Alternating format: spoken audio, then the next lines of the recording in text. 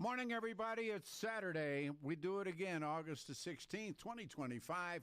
Good old 710 KNUS. I'm Peter Boyles. Good morning, everyone. 90 will be the high today. A few showers. 92 on Sunday and Monday. It is going to be 93 degrees. We're going to hold on a second. We have a great book coming up, Jay Sebring, Cutting to the Truth. But I do want to bring up the one, the only, Mikey Boyle. Let me see. I think he's on this line right here. And Michael has the Taste of Douglas County coming, and I always go, and it's always fun. Michael, good morning, and thanks for coming on with us. Good morning, Pete. Good to talk to you. You know, I was listening to you and Caldera talking about a stadium complex. Broncos play tonight at whatever we call the stadium now. Yep. And I was thinking you can come Thursday to the Taste of Douglas County from 5 until 8.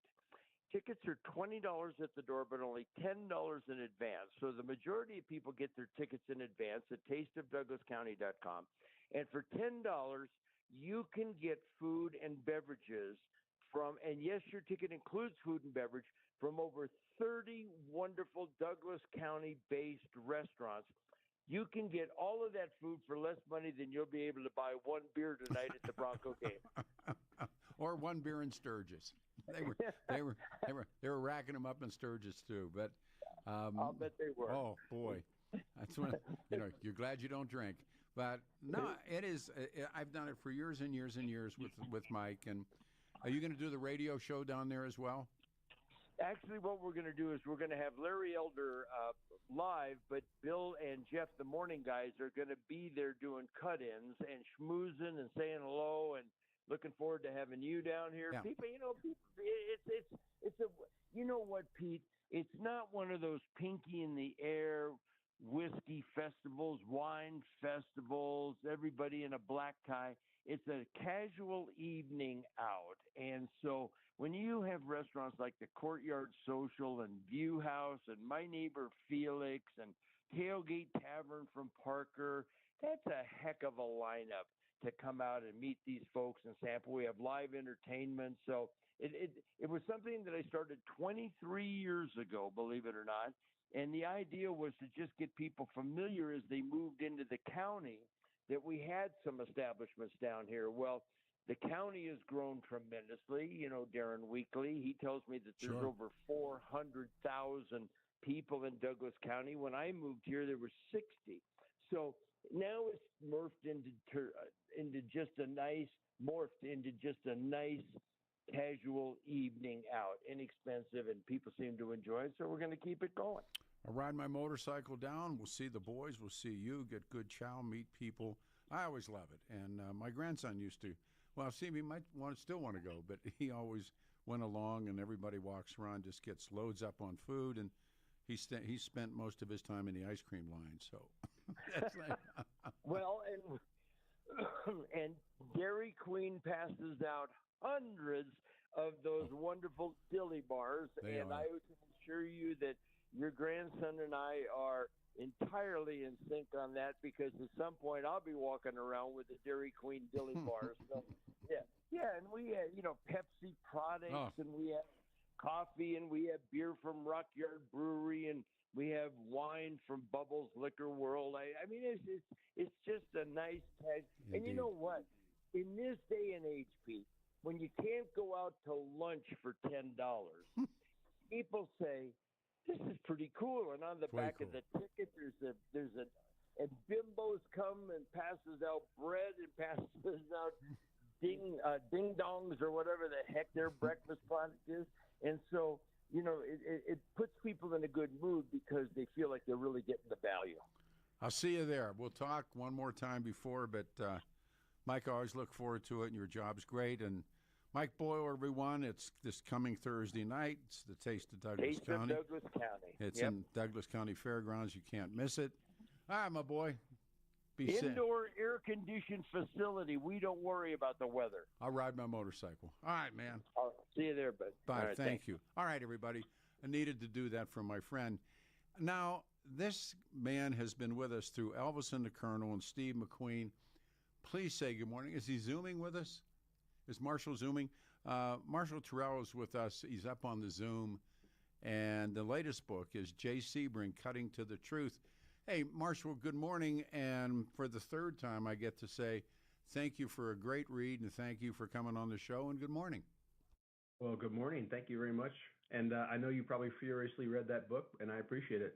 Well, I am so drawn. I really wanted, I was telling somebody last night about this whole Manson murder, what happened in L.A., has all come back to the surface again with books like Chaos and your book. And do you sense that as well?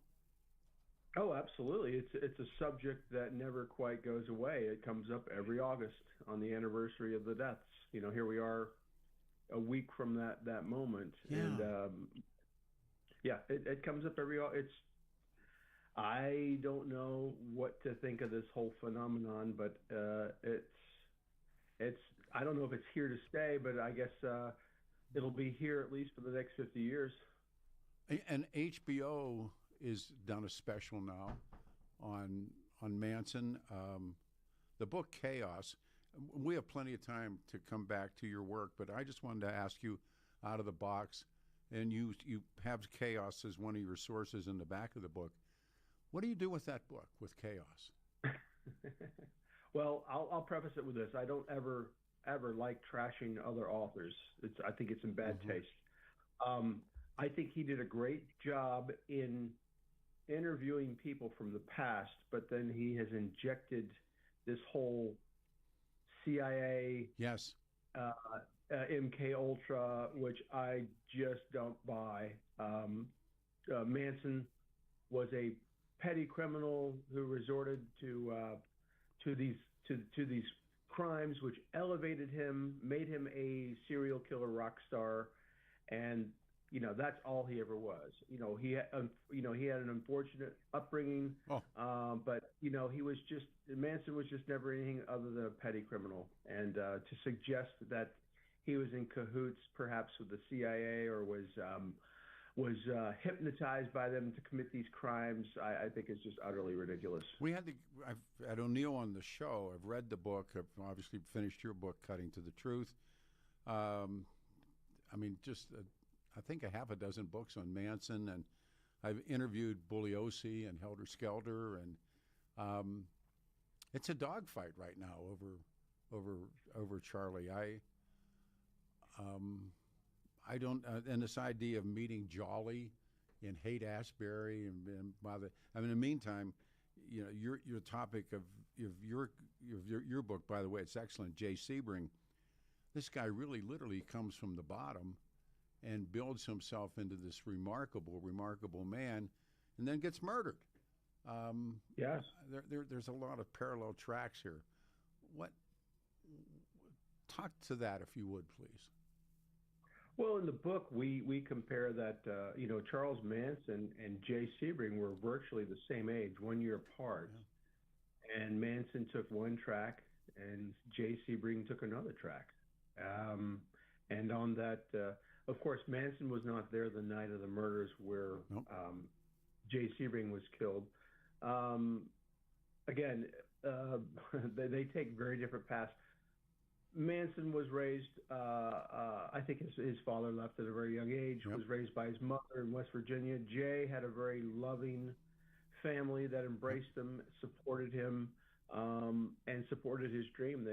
His father financed his shop. Yes.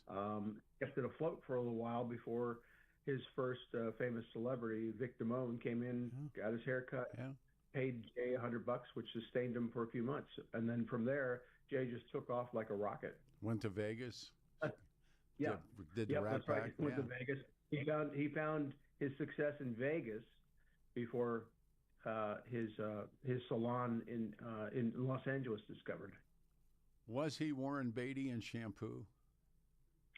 I think that character in Shampoo was an amalgam of people. Certainly Jay was one of them. Gene Shakov has been mentioned as another. But Jay was definitely the prototype for that rock star stylist.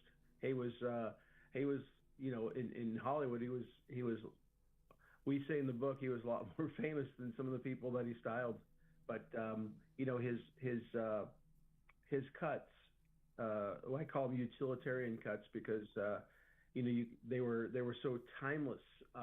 You could put that same cut on a guy today, and he'd look great. And so he was just he was a guy way ahead of his time. They brought him in to Jim Morrison to fix the Doors. His picture of I thought that was powerful. Yes, because usually a lot of his cuts were like the masculine Steve McQueen, Paul Newman look. But for Jim Morrison, Elektra Records sent him in, and and Morrison had an idea of what he wanted to look like, and he had this photo of a mosaic or a statue of Alexander the Great, and he handed it to Jay and said, "Make me look like this guy." Yeah. And the very famous photo that you see of Jim Morrison with his tousled hair and the shirt off and the iconic Morrison, that was Jay Sebring's cut. A lot of people don't know that. Yeah, go back. I mean, it's like L.A., 1969. There's so much going on. And when you read all the other books along a companion to reading you, what was it that allowed Charlie Manson to rise at the same time? I thought about this last night when I was thinking about how to do the show. It allowed Jay Sebring to come to the top as well, did it not? Absolutely. I mean, hair, I always say hair was getting longer and the mini skirts were getting shorter. That pretty much sums up the 60s, true. I think. No, it's true. And men's hair was definitely, Jay started all that. But by the end of the 60s, hair was getting longer, but Jay was becoming more successful. When you say Manson was rising, again, let's keep this at a realistic level. Manson never really ascended to anything. He was in charge of a crime syndicate. He was always a criminal. The cult leader thing kind of came later on when the press discovered who he was, and then they elevated him to cult leader. Was he not? How many people were in the family? It was a evolving membership, anywhere from 40 to 70 people. Yeah. It was more commune. And then in the end, what had happened was that Bobby Boussalet killed Gary Hinman, and what Manson wanted to do was try to cover up that crime, and so he ordered people to go out and commit these crimes as copycats. But it was never the whole hippie cult leader thing. Again, came in later on when these people that were being prosecuted then kind of turned on Charlie and said, "Well, we were just following this guy." They acted as if they had no will of their own. And perhaps they were under the influence of drugs. They were isolated, certainly at Spawn Ranch. So there were elements of cult-like tactics taking place at the very end, but certainly it wasn't that way in the beginning. He said, first of all, I love having you on the show. Marshall Terrill's here. The new book, Jay Sebring, Cutting to the Truth, worth your time. He said that he combined Scientology and how to win friends and influence people. Well, I mean, that was his. Yeah. And plus, he had been, most of his life, he had been incarcerated, wasn't he? I mean, you're nodding your head. Yeah. Yes, absolutely. And behind bars, he had to develop what I call shtick. Yeah. Because he was 5'4", very small guy. He was locked up with a lot of guys much bigger than him, so he had to develop a shtick where he could fend off people, and he used, as you mentioned, the Dale Carnegie lessons. Yeah. He had learned Scientology, and then he mixed in there a little bit of crazy. So he was crazy. He could, according to what he was crazy. Yeah. He was crazy, but he also had his faculties. So he used that. What I like to say is he was evil. Because I feel like when people are evil, they have their faculties. He certainly did. He knew how to manipulate people. Certainly in prison, it kept others away so that he could fend them off. He would do the crazy, as you called it, when he was confronted, he would go into this crazy, and people would spook back on him and wouldn't know who he was. Absolutely. It was the element of unpredictability that kind of kept people on their toes. So that was his crazy. How does he figure, and this is where chaos comes in, that he goes to the hate, and his crimes and everything are being done in L.A., but he goes to the hate, and do you think that he meets Jolly? Do you think that they do meet, or do you think that's nonsense? No, it's nonsense. That's my personal opinion. Well, no, listen. It's just, I mean, I'm just a reader, but according to this chaos book, now Jolly is a real guy. I mean, he really went into the cell with Jack Ruby, and he was a government. I think he taught at UCLA or SC or someplace. He was a professor. But he went in and then he declares Jack Ruby, I don't know, incompetent or whatever it was. He declared Jack Ruby, and Jack Ruby then never really spends any time in the Warren Commission. Right. And then that part of it was so bizarre. Right, but is there any actual proof that the two men met? No, that's my question. Yeah, I don't believe there is. I think I saw the Netflix. I did see the Netflix documentary, and I think that question was asked of the author, and I don't think he was able. I think he said, "I can't put." Yeah, I think he said I wasn't able to put the two men in the same room. But I read the book, and so one of his contentions, and we got plenty of time to come back to your great work, but how does Charlie just keep getting off? I mean, he gets arrested again and again and again and again and again, and look at you get a smile on your face.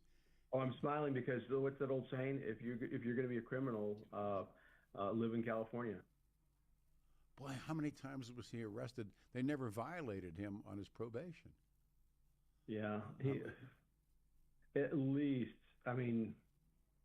least 30 or 40 times, I'm thinking. Yeah, how? I mean, and the guy. The funny thing is that we always say, well, the good old days, they were really tough. But, no.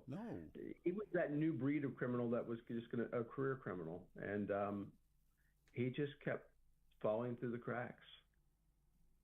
Or, as O'Neill says, he was taken care of. They wanted him out. And no, I mean, I was stunned when you read all the books about Charlie. How many times the guy was arrested, including statutory rape, all kinds of stuff, and they just walk him out. Yeah, well, we could make the same case for a lot of criminals today. When somebody gets arrested, I remember during the pandemic, people would get arrested and they or somebody would commit murder, and then somebody would do the backstory on this guy, and he had a rap sheet of 50 crimes. Yes. It's no different then than it was today. We're telling our break. We'll take our first break. We got plenty of time. Your time's good this morning? Okay. Absolutely. Marshall Terrill's here. The book is great. Jay Sebring, Cutting to the Truth. And, of course, Sebring ends up as one of Charlie Manson's murder victims. 90 the high, 92 Sunday, and Monday 93 degrees. I'm Peter Boyles. Hang on.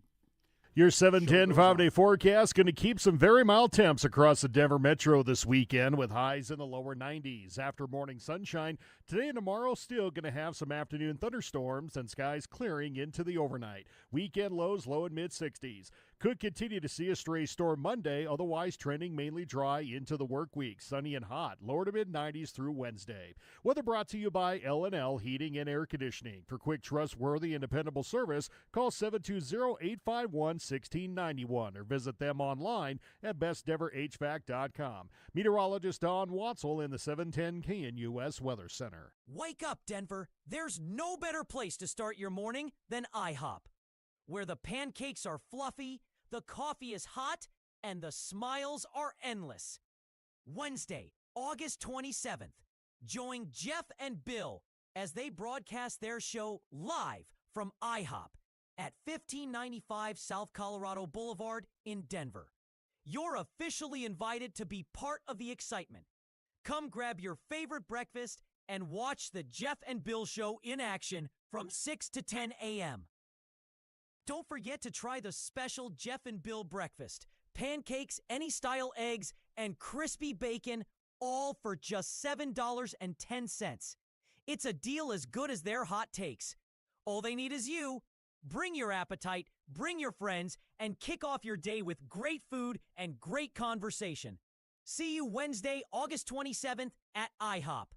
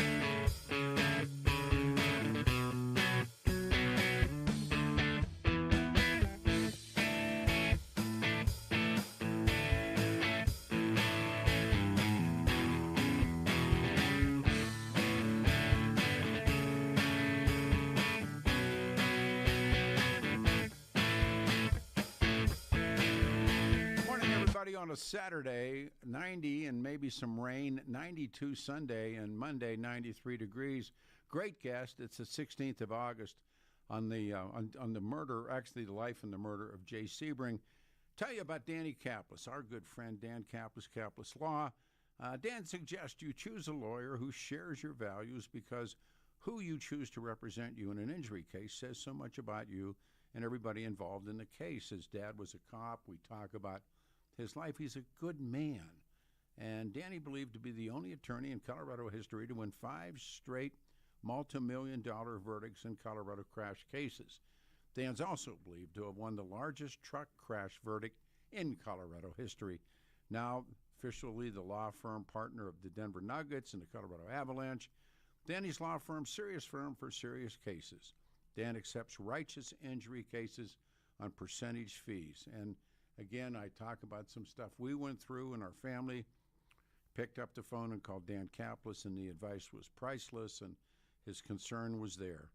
He is the man. If you need help, just questions answered, 303-770-5551, or hit dankaplislaw.com. Caplis is his last name. Again, 303-770-5551. Marshall Terrill is our guest in his latest book, and we've spoken with him on Steve McQueen. We've spoken with him in Elvis and the Colonel, his other 2 great works. And now we're talking about Jay Sebring, who actually is born under another name. He is whom? Thomas John Cummer. That's from Detroit. From Detroit. Yeah. And I ask you about, setting up California, but everybody went to California and sort of, I shouldn't say everybody, but remade themselves. Talk about his young life and why he chooses to do what he does? Well, his young life, he had a Jesuit school upbringing. His dad was an accountant and very strict, and Jay was just one of those kids that just marched to the beat of his own drummer. So he and his father did clash. They were close, and they grew closer as they grew older. But they said that Jay was just a different guy in class. He was a dreamer. He would sketch. He would draw. A talented artist. Just one of those kids that school didn't take.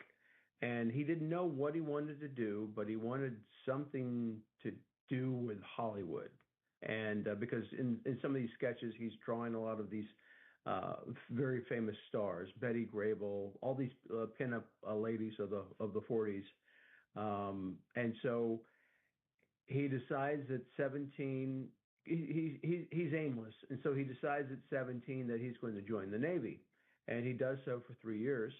And while he's in the Navy, he gets this terrible haircut. And he's always very stylish, very self-conscious perhaps because he was 5'6" and 125 pounds.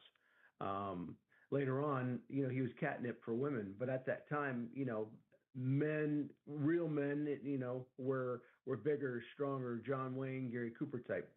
So he felt very self-conscious. And when he gets this Navy buzz, he feels like, it almost scars him. So what he decides to do is give all of his buddies haircuts that fall within the guidelines of the Navy, but yet look good. It's not your head just being sheared off.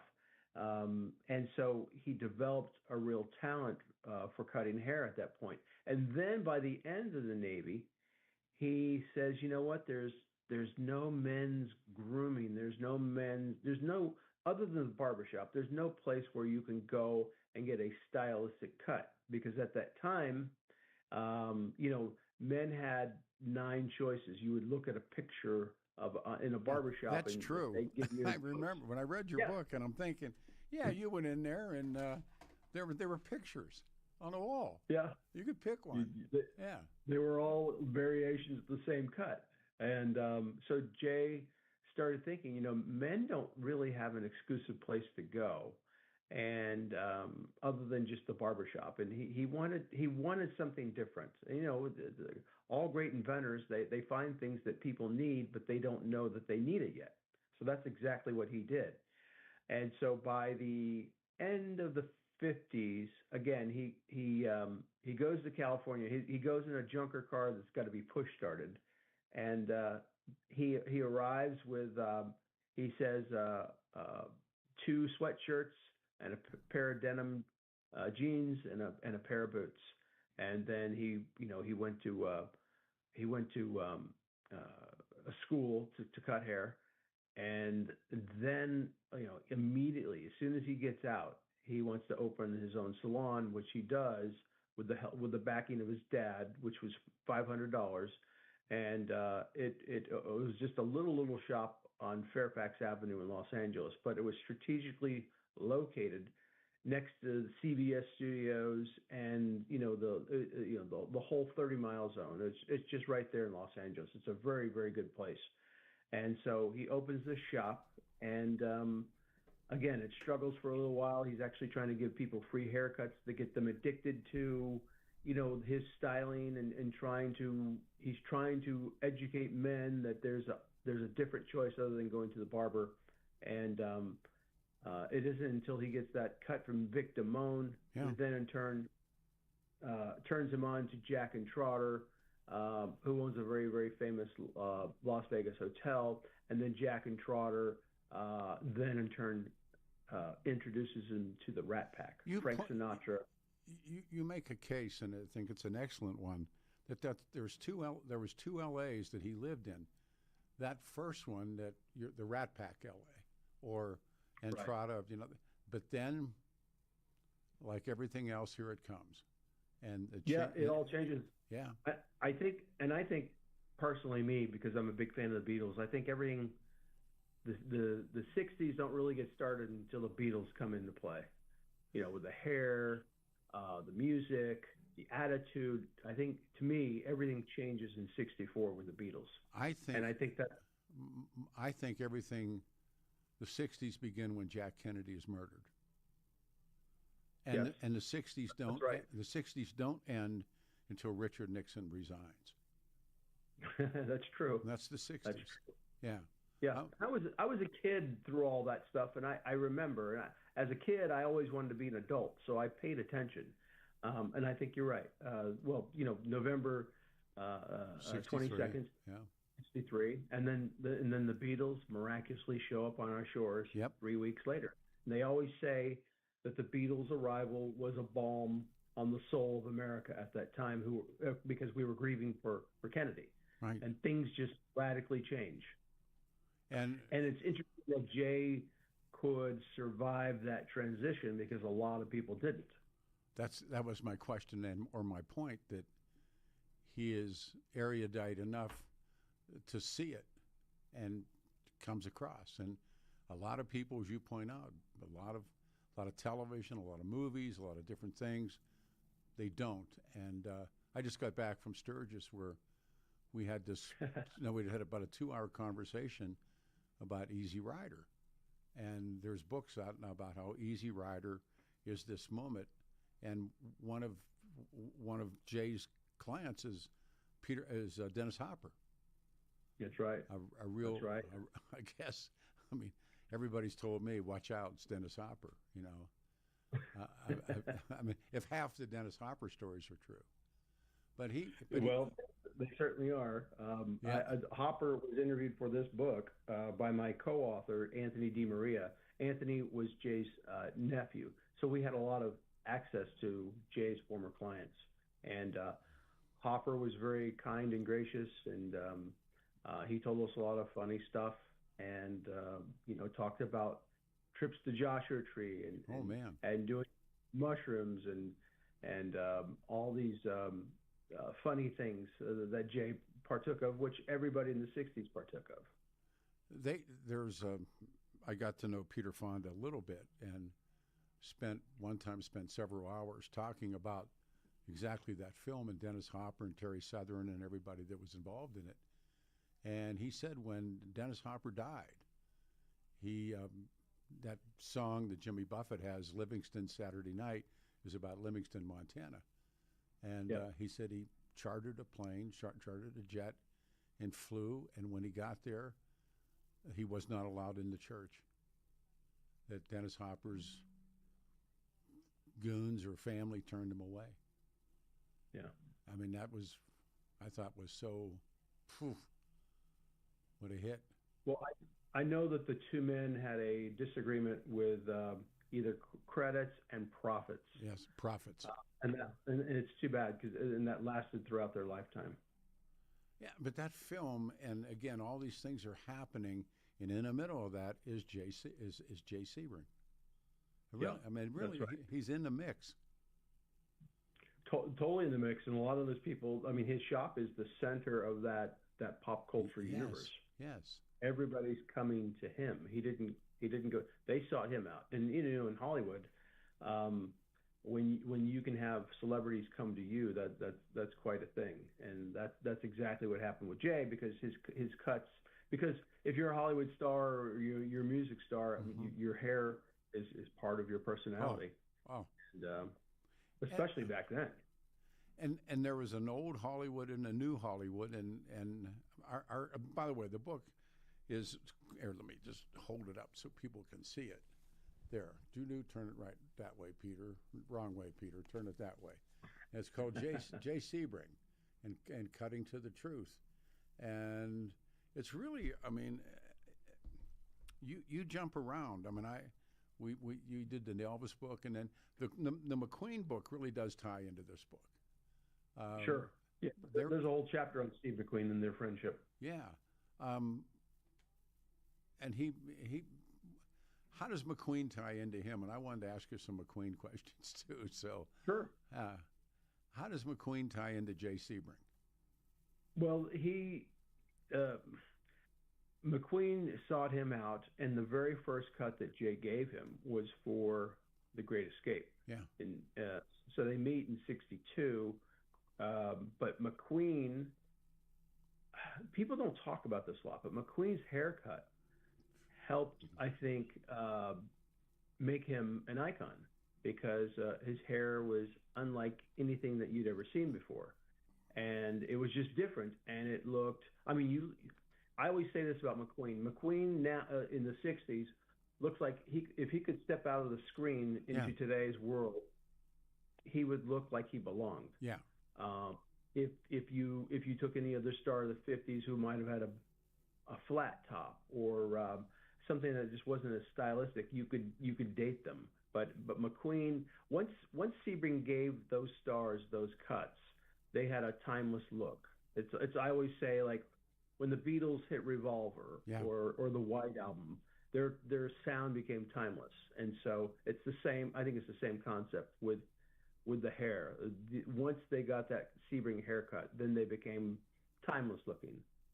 And it's a hard thing to define, but it's there.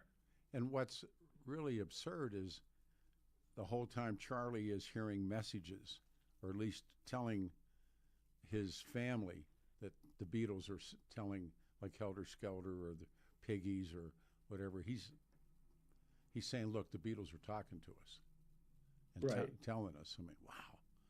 And the fact that those people sat there and believed it was beyond. I mean, really. But I guess he gave like acid commune. Yes. Yeah, it was all part of the being isolated, being dosed with acid, just doing anything that they want, probably wanting to believe anything that's far out and being anti-authoritarian. I think that all plays into that. Take a second and talk about because it really ultimately leads to the murders. They meet Brian Wilson, and the two girls do. Right. And I think that happened through, Tex Watson. Yeah. So they meet Dennis Wilson, sorry.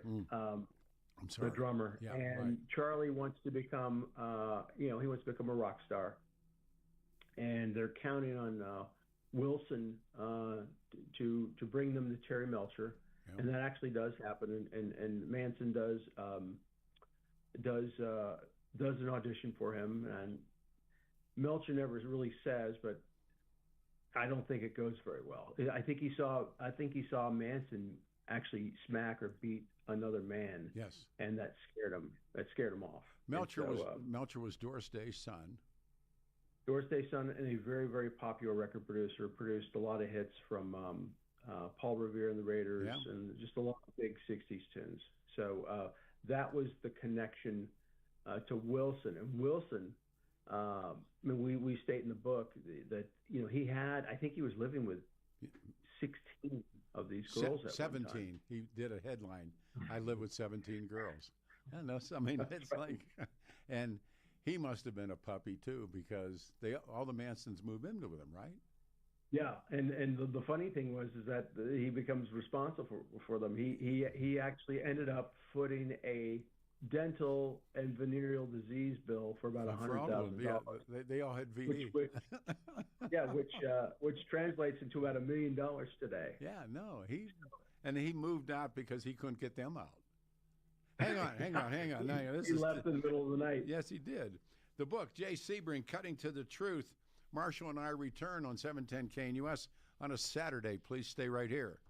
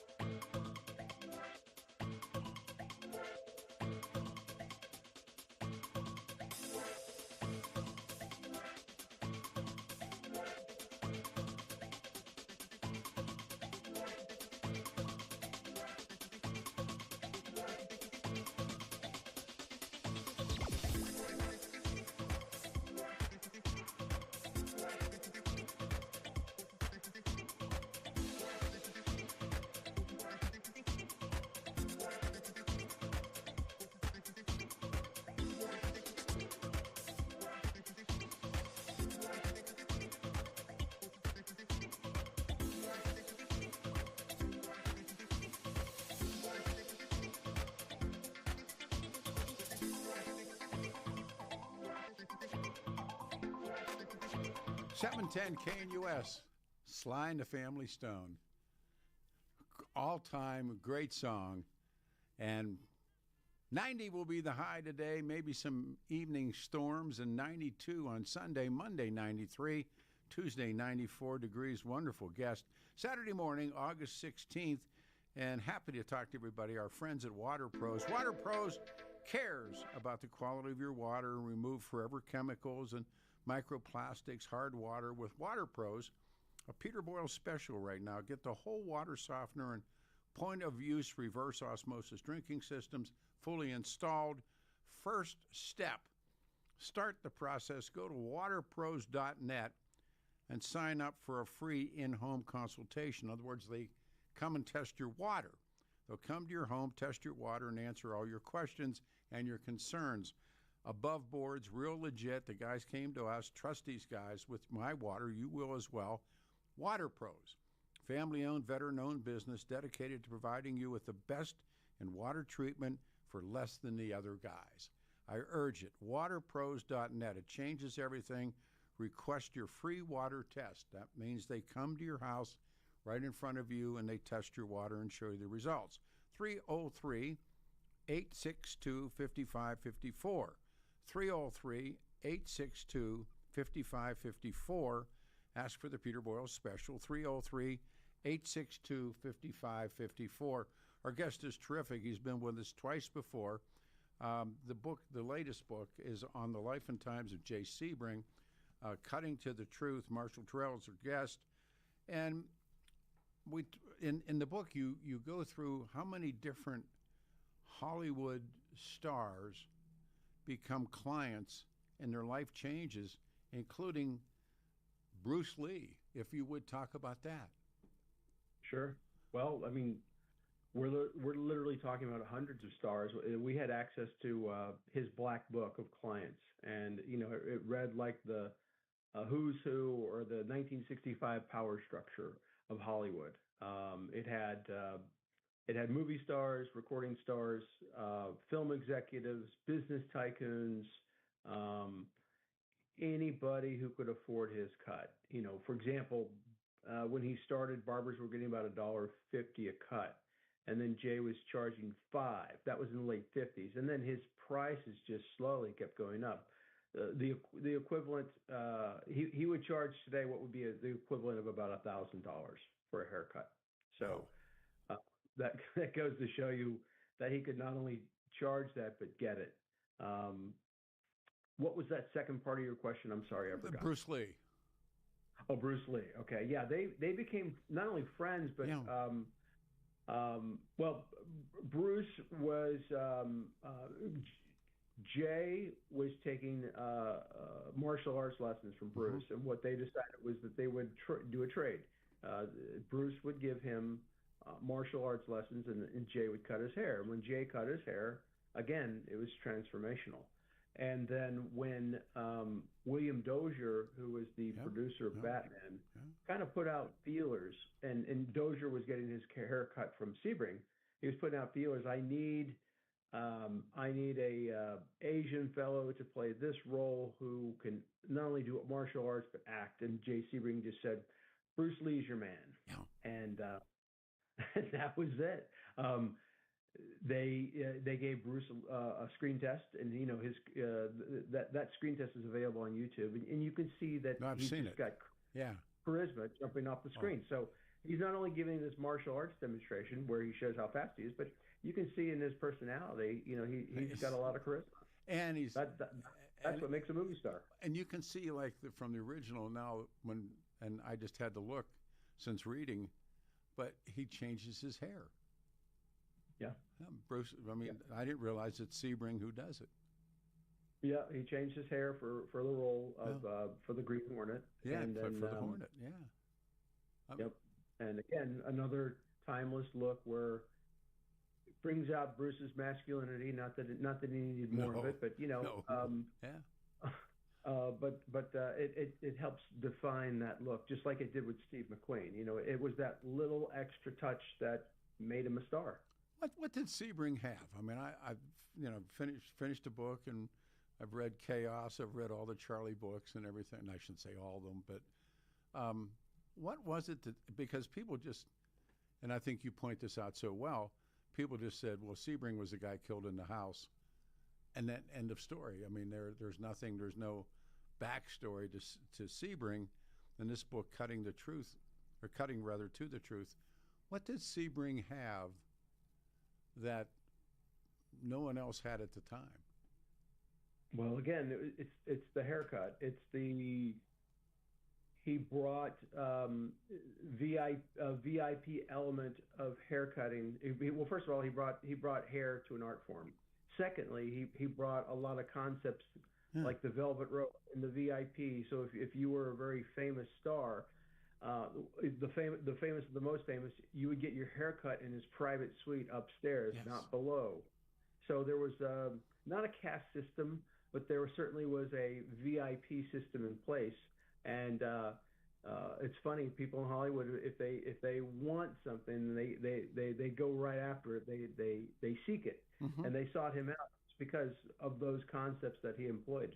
And they also would travel him to movie sets, would they not? Yeah, George Papard the Blue Max flew him to Blue Max, charged $2,500. Yeah, that was a worldwide story. See, and so that put him through the roof. And of course, Steve McQueen flew him out to Cincinnati Kid, but they were friends, and so he would charge on a per day basis. So the first day Jay would get there, he wouldn't cut. Second day, McQueen and Sebring get high. Yeah. Third day, Sebring gives him the haircut and flies to a shop. So he rings 3 days out of the movie studio to do that haircut. But that was just a little funny story. But he was mega talented. He was the first. He was revolutionary, and nobody had seen anything like it before. I mean, that film, I loved the Blue Max, and I didn't know that he had gone and cut George Papard's hair, and they were in Ireland. I didn't know that they filmed that in Ireland, and he takes them to Ireland, and they cut his hair. And wow, I mean, all of this power is going on. And then we're coming close to the end of the first hour. We'll switch and go over. But then he is in this circle. Is that a good way to talk about? Sure. Well, I mean, because Hollywood, especially at that time, it was a very small place. In the introduction of the book, we say that Hollywood, there was no 6 degrees of separation. It was more like 2 at the time. Yeah. And so Hollywood was a very, very small place. And Jay was kind of the center of it all. He knows them all, doesn't he? I mean, or they want to know him, or he knows all of them. And it goes across generations. I mean, he was cutting Henry Fonda and Milton Berle and Frank Sinatra and Kirk Douglas, and then you get to that new wave of movie stars of Steve McQueen, Paul Newman, George Papard, Warren Beatty. So he went across the board because of his haircuts. Henry Fonda says that he lengthened his career because he made him look a little bit younger with his haircut, and he stretched out his career a bit. Adam, are we close here to the turn? I'd like to do this now on the other side, the horribleness of all of it, and he really is the pioneer, isn't he, in terms of cutting? Because you're absolutely right. When you put out the thing about the pictures on the wall in the barbershop, that was true. I mean, that was like, you want this, you want this, you want this. That's it. Nobody thought anything more than that, did they? No, he put a lot of thought into his concepts and what he wanted. He wanted it to be unisex as well, where a man could get a haircut alongside of a woman, and that was, back in the 60s, that didn't happen. And Jay actually passed legislation or pushed legislation to get that done in the late 60s. It blows my mind how far we've come so fast. We come back on the other side. Jay Sebring's life ends. He's 35 years old. And the 4 others, the Manson family, what becomes the Sharon Tate murders. This man's excellent. Marshall Terrill is with us. We got a lot more to talk about on the other side, but stay here. It's a Saturday, 710 KNUS.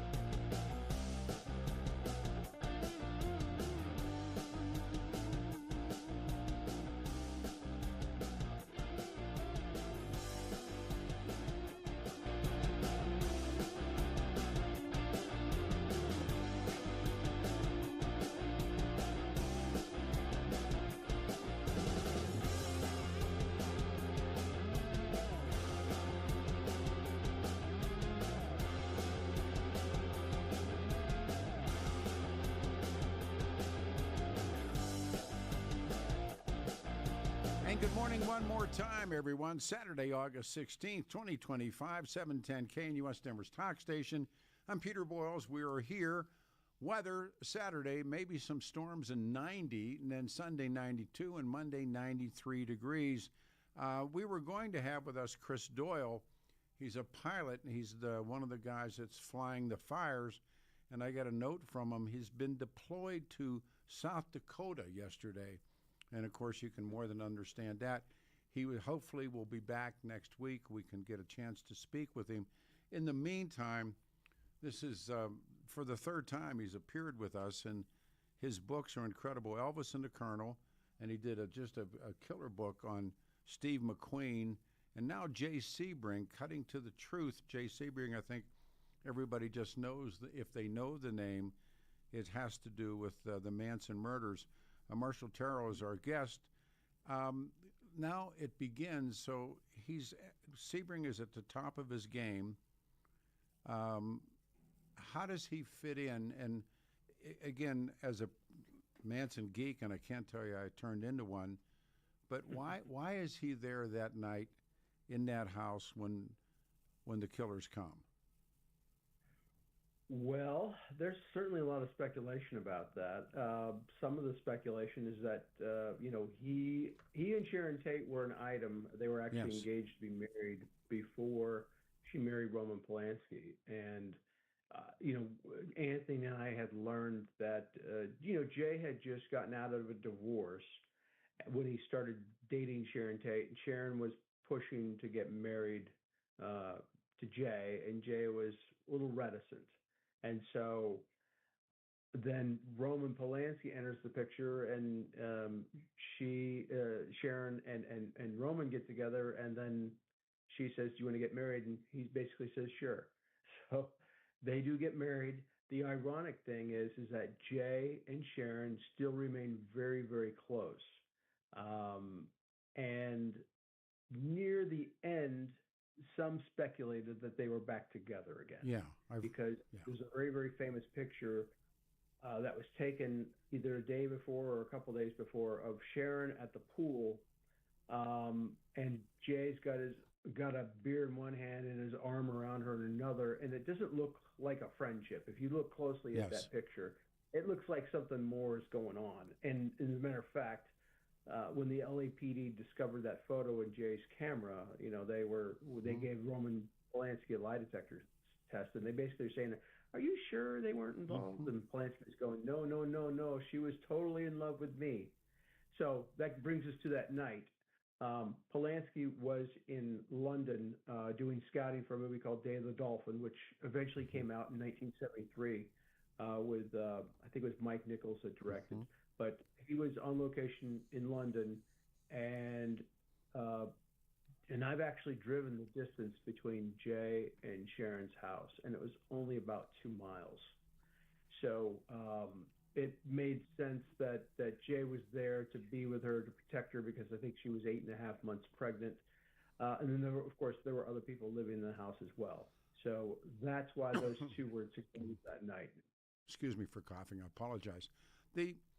In reading the first murder, and you mentioned it earlier in the show, was this guy, this Hinman, Gary Hinman. I think Gary was his first name. And that was on the very same street, was it not?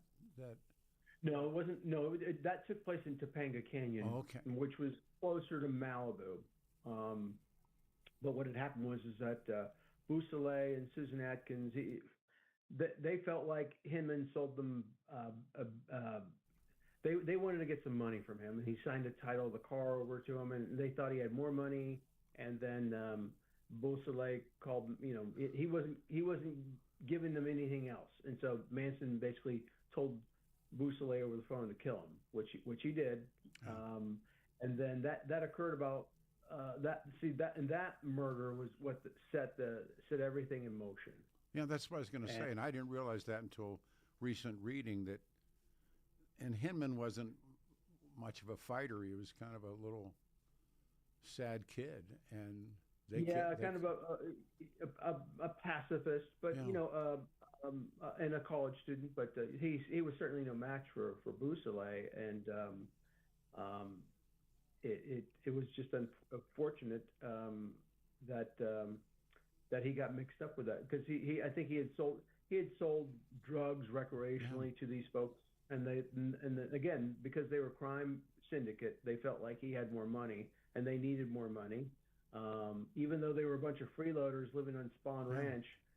You still need money, and they thought he was a target, so that's why they had him sign over a car. They thought he had other cash, so that's why they targeted him.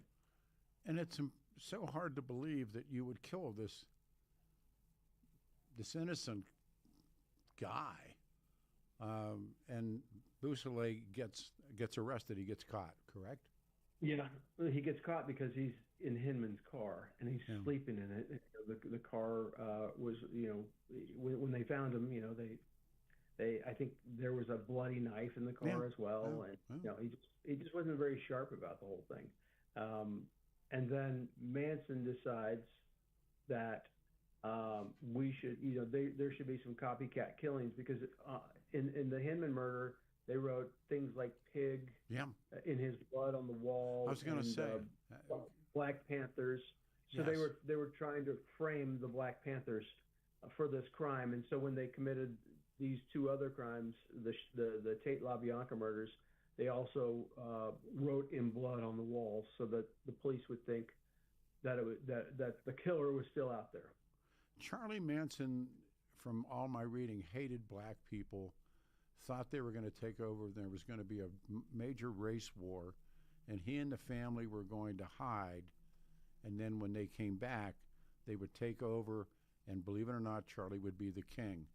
Is that fair understanding of what what Charlie thought? That's correct. I think that in jail, as you know, they have these factions. Whites,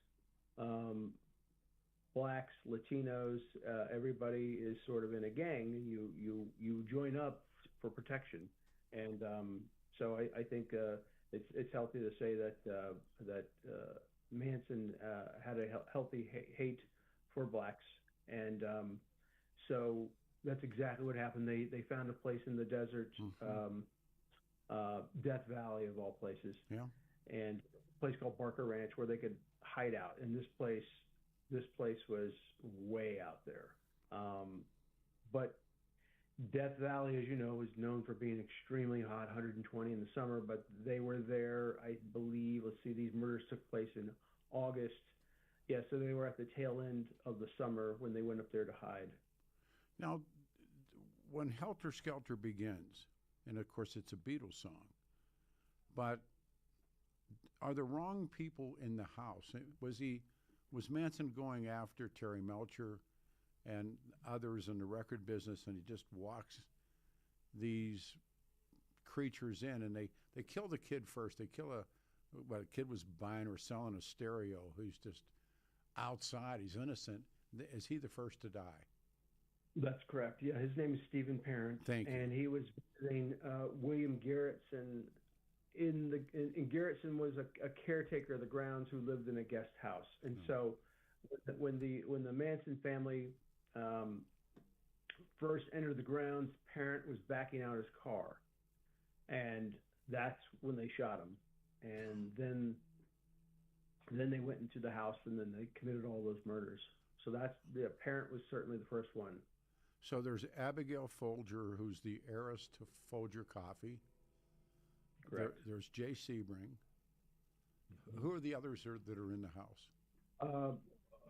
Wojciech Frykowski, who was a friend of Roman Polanski, and who was the other one? There were 5 people that night: Parent, Folger, Frykowski, Tate, and Jay. And of course, what goes unmentioned is that Sharon Tate's unborn son was when they killed her, the baby suffocated, I think, 15 minutes later. And so, ironically, California did not have a law at that time. They do now. I think they instituted it in 2004, whereas if you kill somebody who's pregnant, you also get charged with the murder of that child. And Tex Watson and Susan Atkins were never charged with that murder.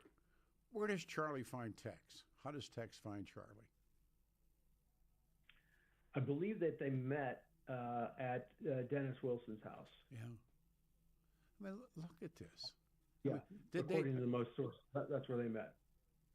Marshall, did they know who was actually in the house that night when they went there to kill? I'm glad you asked that because Anthony DiMaria, my co-author, and Jay Sebring's nephew, has maintained a email relationship with Tex Watson, and for this book, he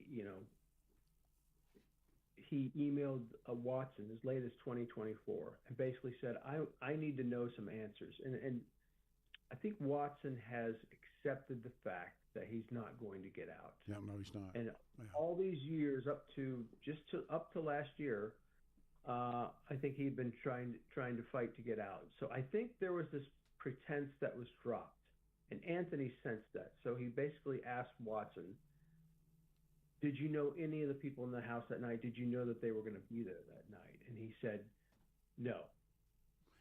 Charlie ordered us to go out and do something freaky. And so, but I believe, I know this for a fact, that Watson knew that house because he had been there before. Mm-hmm. And he probably knew that a murder in that section of town would generate, a lot of publicity and make a lot of noise. So I believe that's why they went there that night. But they did not go there specifically to seek these people out. Were they after? They went there to kill, but they didn't seek these particular people out. Were they after Terry Melcher? That's a tough one. Melcher says no. He says that they actually knew where he lived and moved. So the way that I look at it is that everybody wants to connect something to something, and yes. Sometimes people commit murders because, again, in this case, we believe that it was just to commit a copycat murder. But in the helter-skelter world, everybody believes that something has to be connected, and that's why this story is so convoluted. Oh, I agree. O'Neill thinks go down 100 different rabbit holes on this story if you wanted. Well, that's why. And that's why, to go back to your question in the very beginning, how come it's maintained for so long? Yeah. I think it's because people want to chase all these theories and all these rabbit holes, just like the JFK assassination. They want locally, it's the Ramseys, and I have a comment about that coming up later. That's right. But so Terry Melcher, according to O'Neill, which is again the other book, is the other books, that Melcher lied on the stand and Bugliosi knew it, that he was telling lies. Yeah. I do agree with that. Do you see? Bugliosi doesn't come off. I mean, I interviewed him, and there's a word that I can't use on the air that applies to him. He was, and when I told O'Neill that, O'Neill said, "I want to hear the story," but we had to talk privately about it. Bugliosi. When I read Helter Skelter, like I guess 90% of America did, but it's full of holes. I mean, when you talk to guys like you and O'Neill and others, they take him down. So did Bugliosi do a good job prosecuting Charlie and the girls and Tex? Well, I would say yes, in that he got a conviction, methods that he used were. We believe that Bugliosi tried to make Manson look like a monster as opposed to just focusing on the crimes, and he did a good job of that. Yeah. And Charlie also played into that too, because Charlie wanted to become immortal through the trial, and he acted. Let's put it this way: you didn't have to be a genius to prosecute Charles Manson, because if he's going to act like that on the stand, of course society's going to put him away. But in this case, everybody, even Stephen Kay, the assistant prosecutor, said that Bugliosi knew that this was his meal ticket, which is why he installed a writer, Kurt Gentry, in the courtroom. And Stephen Kay said all along, I just thought this guy was another reporter. But it was highly unusual for a DA to install a writer for the trial because they knew that this thing was going to be gold afterwards, and that's exactly what happened. But to get back to your point, Bugliosi focused in on the helter-skelter theory as opposed to the copycat murder. And of course, the helter-skelter theory sounded crazy. It basically painted Manson as a monster and that he should be put away. And again, did the trick. But I've heard many things about Bugliosi that. Oh man. Yeah, but and now that he's passed, I think I can say this. I think he was an alcoholic. Yes.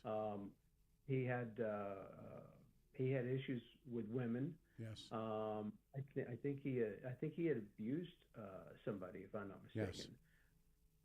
And, all the things I've read. Yeah. Yeah, and yeah, as a matter of fact, he ran for governor. Yes, he did. You would have thought that he would have been highly popular after this trial and would have won the governor, but I guess it came out. There was a profile in Los Angeles magazine that came out that said that he abused somebody, that he's an alcoholic, and that he came off as a great guy, but I guess he had some demons himself. He was a tough interview. He really was. One of the things that you point out in the book that I'd never obviously seen before is that Jay Sebring fought them. You think Right. everybody else kind of just took it on the chin. Sebring fought. Talk about that. Well, we have a picture in the book that proves that. There's a photo there. I know that you've probably seen it where it shows his fist. And in the fist, you see a couple of knife nicks, which those are defensive wounds. Of course, he was shot, but he also charged at Watson, and Watson talked about how he shot him and then, turned the knife on him.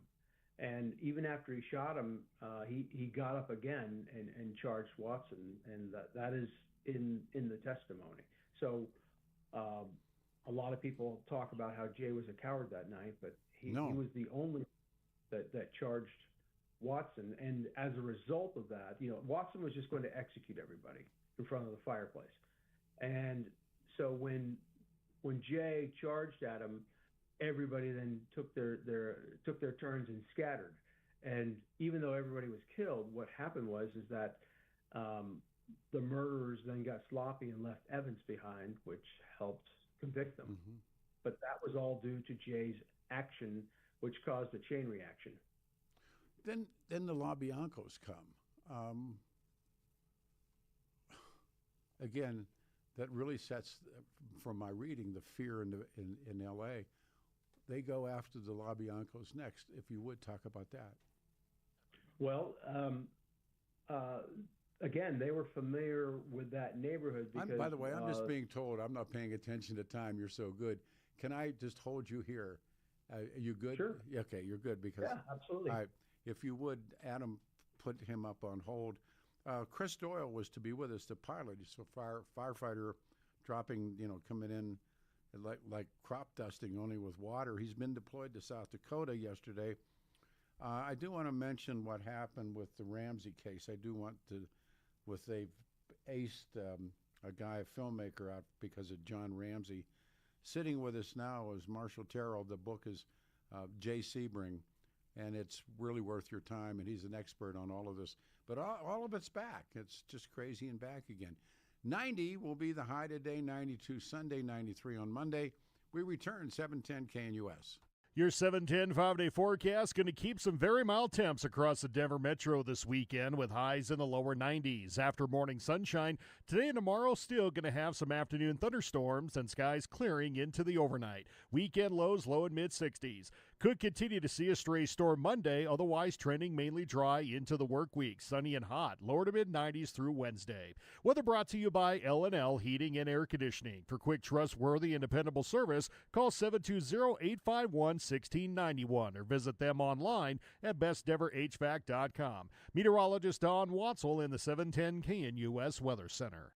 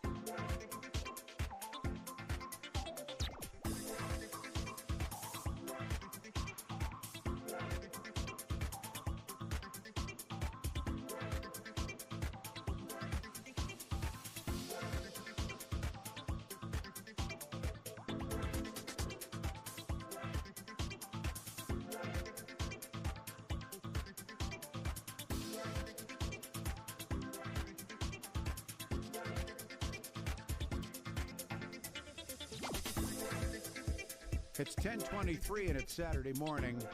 710 KNUS. We are Denver's talk station. It's a Saturday morning, the 16th of August, 2025.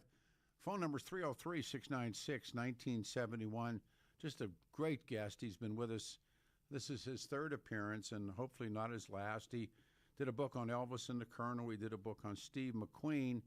And this one is, in many ways, I think, the most powerful of the books. It's about, and again, tying it into the Mansons, but it's about Jay Sebring, who is really incredible. I mean, I never knew much about Jay Sebring, only that it was, he was a hairstylist and happened to be at the right place at the wrong time. And it's far more than that. I mean, what a remarkable life. And Marshall Terrill is our guest. And one of the question I asked before the break was, then the Manson family goes on and kills the LaBiancas. Marshall, what was the point of this? Actually, the third murder. What was the point of that? Murder. And again, they knew that neighborhood because a couple of them had lived in the house next door to the LaBiancas, so they were very familiar with that neighborhood. So it's connected in a certain way. And Charlie wants people to believe what? Well, he wants people to believe that Bobby Beausoleil did not commit those murders, and that the killers are still out there, and that the police are chasing the wrong person, hoping that this will spring Beausoleil. Those were Patsy Ramsey's words. Hold your bait. There's a killer out there. No, there wasn't. But how did Manson get caught? How did they eventually catch Charlie? Well, when they were up in Inyo County at Barker Ranch, they set fire, I believe, to like a tractor or a work vehicle that belongs to the county, and then some of them go to jail, including Susan Atkins. And when she's behind bars, she brags to two people that what she's trying to do is ingratiate herself, because she was smaller. I think she was like 98 pounds. She was young, and trying to make an impression that she was just as bad as all the other women in prison. And then she tells two people that she was responsible for killing Sharon Tate, and then they in turn tell the authorities, and then she tells the whole story about how Manson was really responsible for this. And so while he's locked up in Inyo County, LA police then they have him in custody. He doesn't know he's getting ready to get charged, and that's why when you see the initial pictures of Manson for the first time, he's in Inyo County being charged for this other crime, but LAPD now knows this is the guy who did it, and then they're going to change custody to Los Angeles. And so that is how he's caught. And then, of course, the trial. And who all is left in prison? Did some of the women get out of prison? Yes. Leslie Van Houten, who was at the LaBianca residence, was paroled 2 years ago. Didn't think that was going to happen. That was a shock. And now Patricia Krenwinkel, who had a hand, I believe, in 7 murders, has legally been paroled, but has not been released yet. And so California is going to do this song and dance where I believe, Governor Newsom's going to say, "Oh, I protest this," and then it's going to go to another board who's then going to overrule him, so that he can say, "I don't believe that she should be out," but the end result is that she's probably going to get released if there is not an uproar. So it'll be very, very interesting to see what happens. Tex won't come out of prison. No. Squeaky Fromme?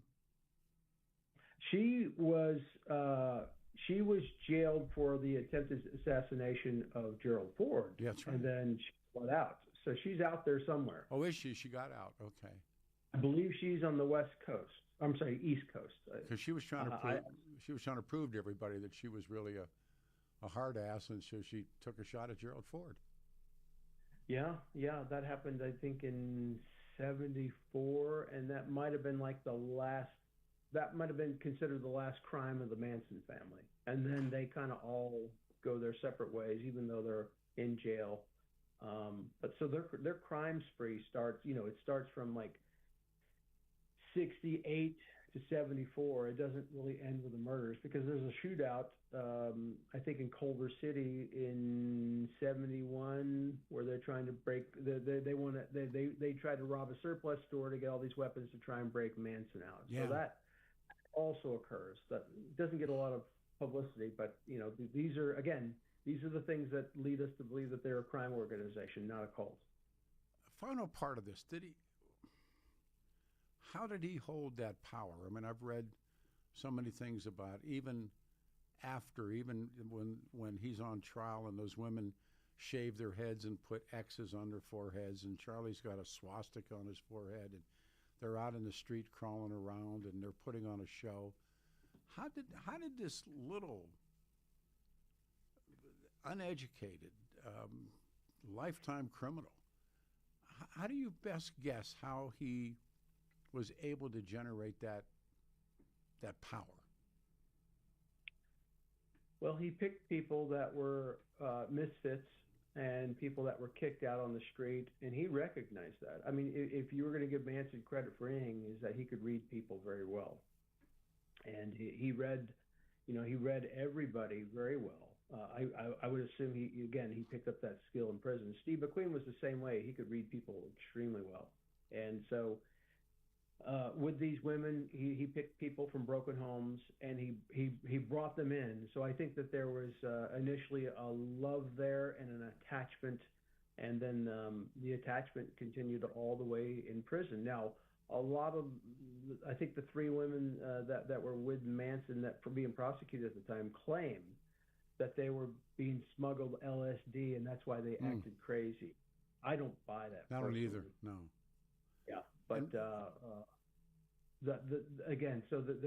so now what happens is the shift is now being to Charlie's a cult leader, and we just followed him, and we're not responsible. And again, I don't buy that either. I think that everybody's responsible for their own actions. Indeed. But to your point, there was some sort of control over them. That's for sure. Didn't some of them actually believe that he was Jesus? He had returned as Christ. Yes. Yeah. He would. He would say he was man's son, son of man. Yeah. Son of man. What would you like to leave us with? I mean, the Sebring book is really worth everything that Marshall's written. I think has been great. The McQueen book was wonderful, and Elvis and the Colonel was a new turn on the Colonel, but I knew nothing about Jay Sebring other than he had died that night or was murdered that night. What a story. What an incredible story. Well, your question was, what would I like to leave people? Remember that he was Vidal Sassoon before Vidal Sassoon. He would have been that guy had he not been murdered. He would have been the first person to bring his own line of hair products to the market. He probably would have been a billionaire. Yeah. As his nephew, Anthony, likes to say, Jay Sebring had a great life all the way up to the last 10 minutes of his life. But people tend to remember him for that 10 minutes. What he wants and what I want are for people to focus on the man that had lived and that had brought this dynasty to the market. And today's hair product industry is $100 billion industry. Wow. And nobody knows the credit for that. Well, you can credit Jay Sebring for that. He cut Nancy Sinatra's hair. I'm sorry, I didn't hear that. He cut Nancy Sinatra's hair. I mean that. Yep, they were friends. Yeah, he mostly cut men's hair, but he would make exception for a few women. Yeah, and she loved him. She really adored him, and he would have celebrated his 91st birthday had he lived. Yeah, so some of his contemporaries are still around, some are not, but it's a shame that he wasn't allowed to live a full life, and it's a shame that these people in prison are trying to get out. And I just don't see it as a fair swap. No. As Anthony likes to say, until he rises from his grave, then they can be paroled. You come out, yeah. The book is Jay Sebring, Cutting to the Truth, and it's just it's just one of those sit down, take your time, and read it. And then the companion books on Manson and the Chaos, which I finished, and I thought, wow, what a twist! But O'Neill must have really given Bugliosi a hot foot. I mean, he must have made Bugliosi's life miserable. But again, I think he certainly did, and rightly so. Thank you. And Anthony had tried to contact Bugliosi, no. And in Helter Skelter, he writes a lot of negative things about Jay. Yeah. His impression. Well, and then yes, I was going to ask you that. Maybe we can do that as a final. That the media really ate him up, didn't they? They did. And the quickest way I could say this is there was a 4-month gap in between the murders and these killers being caught. And because it was such a senseless crime, and the police were kind of giving tips. This is a weird ritualistic killing. The media were kind of left to their own devices as to what happened and what speculated. To your point about John Benet Ramsey, right. I mean, I'm sure.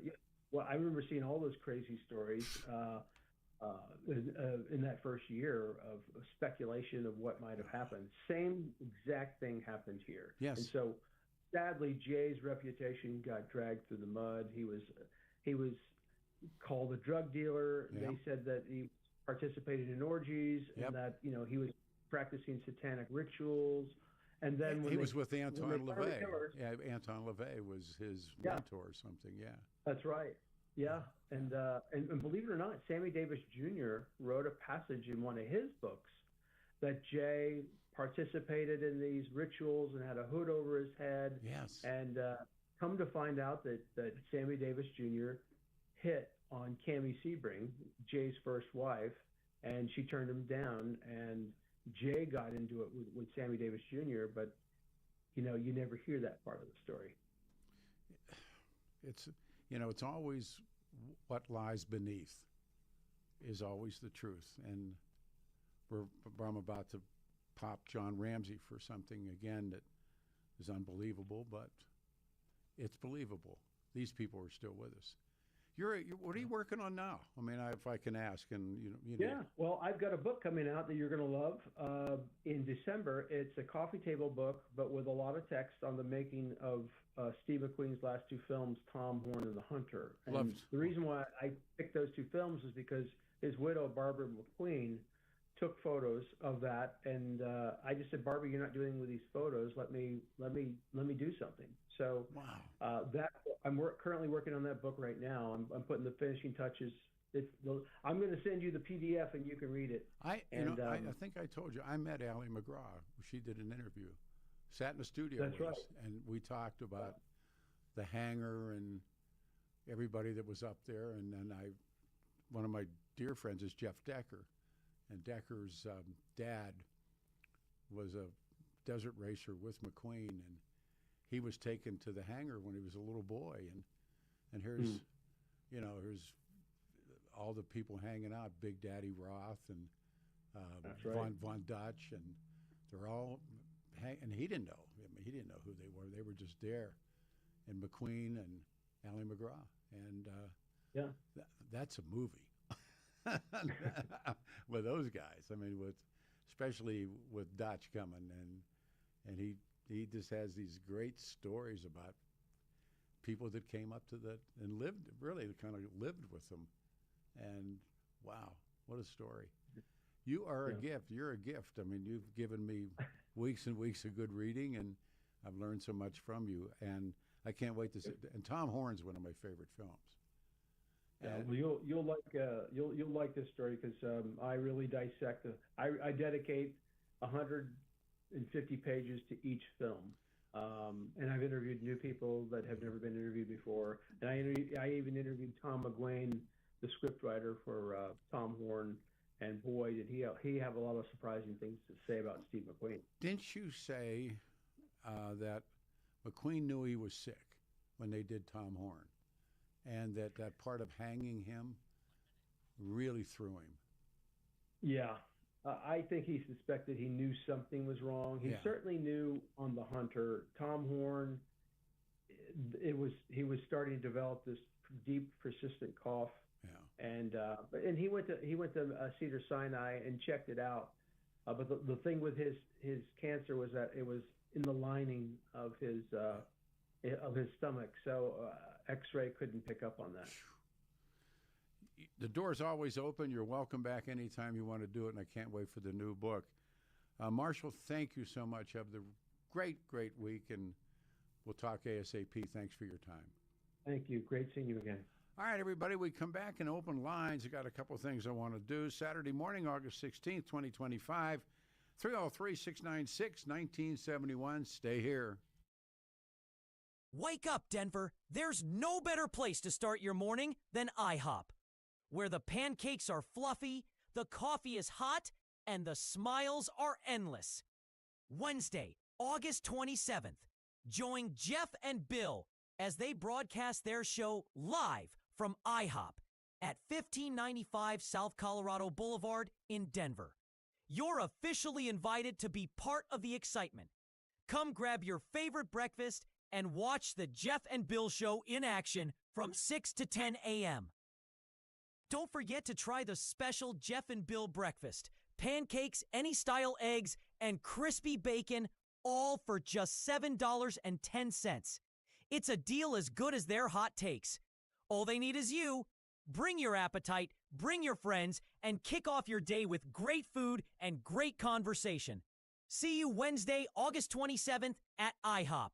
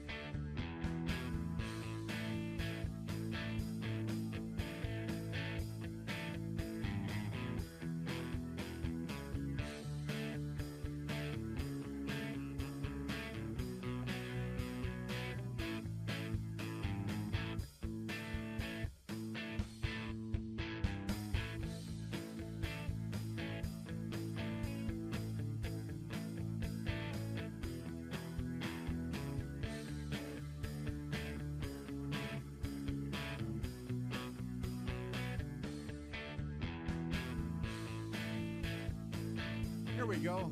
Jackie Blue. Saturday morning, 90 will be the high. Maybe some afternoon storms. 92 on Sunday. Monday, 93 degrees. Our phone number is 303-696-1971. Lines are wide open, and that last hour and whatever it was, that stuff just, it's taken in so deeply, and we're going to have chaos back, the Manson and the CIA and the secret history of the 60s, and Marshall rejects it.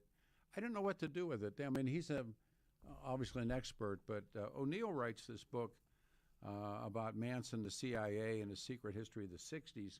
Read the book, and he was on the show, and he gave you a lot to think about. But you probably know, or maybe not know the story, but what he believes is that MKULTRA, which was the CIA, they were dropping acid on people and trying to figure out things, but he really got after Manson prosecutor Vincent Bugliosi, who objected to and tried to block O'Neill from writing the book, from printing the book. And O'Neill argues that, look, these guys were messing around with LSD, and the one fellow, Jolly, who they all met, and he was the guy that was putting people out there and jacking them up with acid, and that the real need was the CIA wanted to find the mindless killer, and that Charlie had found the way, and they were giving him LSD to do it. And MKUltra is real. I mean, it's a real something that the American government was doing, certainly without your notice. 303-696-1971 is the phone number. All right, we can just start and open lines. One's blinking. Let's go to Nelson. Nelson in Denver. Nelson, good morning, and thank you for calling the show, and you're on the air. Yeah, good morning to you, Peter. Have you gone to or known about the new exhibit at the Museum of Nature and Science on Cambodia? And it encompasses the religious shrine of Angkor Wat. No, I first have heard of it. Go ahead. And also it touches on that horrible regime of somebody named Pol Pot. Sure. That wreaked such havoc on the citizens of Cambodia in the 1970s. And I've done some reading on this, and it's estimated that his regime killed between 2 and 3 million citizens of Cambodia in the 1970s. And if that figure is near the higher number of 3 million, Peter, that's half of what the Nazis killed in the Holocaust. Well, the more people died in the Second World War when you consider it, but you're right about Pol Pot. They would do such things as if you had a pair of eyeglasses, that you were killed because it showed you had Western ways. It's much like what happened during the time of the Red Guard, when the Red Guard would come in. If someone had a violin, a Western violin, that was cause for them to be taken down. And Pol Pot was a horrible, horrible human being, and the murder of their own citizens. But if you consider how many people died in the Second World War, if you're talking about the Holocaust, the 6 million is, give or take, is an accurate number. Yeah, but by extension, though, I was curious, why did not Western democracies step in? We had to know about this. Sure. And why didn't Western democracies or any opposing regime step in and try to combat? That's just horrible to think about, killing. They concentrate on people like teachers and doctors, lawyers, anybody that had an education. There's two answers, or maybe more. One is that there's a term that historians use called war weary. And the country, when Gerald Ford stops everything, and the country is just weary. The other one is, and I've heard this theory on many, many times about Pol Pot and other things, Hutus and Tutsis, there was nothing to steal. There was no raw material. There was nothing that anybody wanted. And so you didn't send American soldiers in to protect or hold it. But partially it was just the country is war weary. And we now know that decisions that Gerald Ford made were all, I think, were the right ones. But people wanted to get back in that war. I mean, I don't know if anyone, well, sure they did. They knew what Pol Pot was doing. But the country had had enough of Southeast Asian wars. Well, that's you said you did not know about that exhibit. It's certainly well worth going to, and in your retirement years, you've got some excess time, I would assume. No, I've been spending more time reading probably than anything else, and I'm, like this book on I knew nothing about Jay Sebring, and I read it, and I just kind of ambling around. I'm looking at a two-wheeled motorcycle. I've been riding a trike now for 2 years, and I went and I looked at this really hot little, almost a bobber, and I'm thinking about doing that, and just, taking it. It's easy to, when you're 81, man, you can do a lot. I've got 4 years on you. Hang on. I know what you mean. Anyhow, you'll see that if you have some downtime. I will that religious complex at Angkor Wat is the largest single religious shrine in the entire world, and it's just an amazing exhibit to go to. Final thought, and to add to your reading list, which I know is massive, the Hiroshima Men. I just finished, and you know about the book? Yeah. The guy that was at both bombing sites. Yeah. And it has a lot of material on Paul Tibbets, who dropped the stingers in August of '45. I did a radio interview with Paul Tibbets.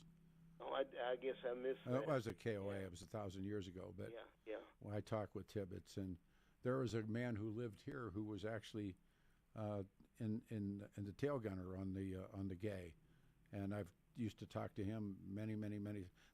Not one of those guys, rightfully so, had any remorse. They saved lives. And I had two brothers that was one was in the 101st Airborne, and the other was in the 11th Airborne. They had no qualms about dropping that bomb because those two divisions were scheduled to hit the mainland. Well said. Good call, and thank you. Where are we now? We're 2 minutes, okay? We got 2 minutes, and Johnny in Denver, if we don't complete, I will bring you back. You're on the show. Good morning. Okay, I like to bounce around, and I gotta just notice that Jeff Hart was live, and so I turned over there, and then I heard these guys, this one old guy giving the talking points of the Democrats, and then you came in, and it looked like Twilight Zone. Brother Jeff. And they started talking clear. Yeah, they started talking clear, and then they went back to the talking points, and I said, I was gonna vote for that lady because she sounded clear. And then I said, after she went back to the talking points, I said, I'm out of here. And it's like, it seems like do they have to talk that way because somebody with money who's in the upper echelons may be listening, and they want to make sure that they're on board with the Democratic plan? Because this seems like, I think, John, let me explain to people what you're talking about. Brother Jeff Father is one of my closest friends. We've been friends for 100 years, and he does a television show. So I was actually going down there to meet somebody else, and when I walked in, he said, come on, do TV with us. And so I do television with Jeff, YouTube television with Jeff, once a month, once maybe every 3 or 4 weeks. So if you're talking about the show that we did on Thursday or Friday, I forget which one. Let me put you on hold to give you a chance to talk. Okay? All right. Would you put him up on hold, please? All right. And I do a bunch of other stuff I want to talk about. Chris Doyle, the pilot, the firefighter, he's been deployed to South Dakota, so he won't be able to do the show today, but he'll do it next time. We'll come back. Hang on. We'll start right there. 710 KNUS.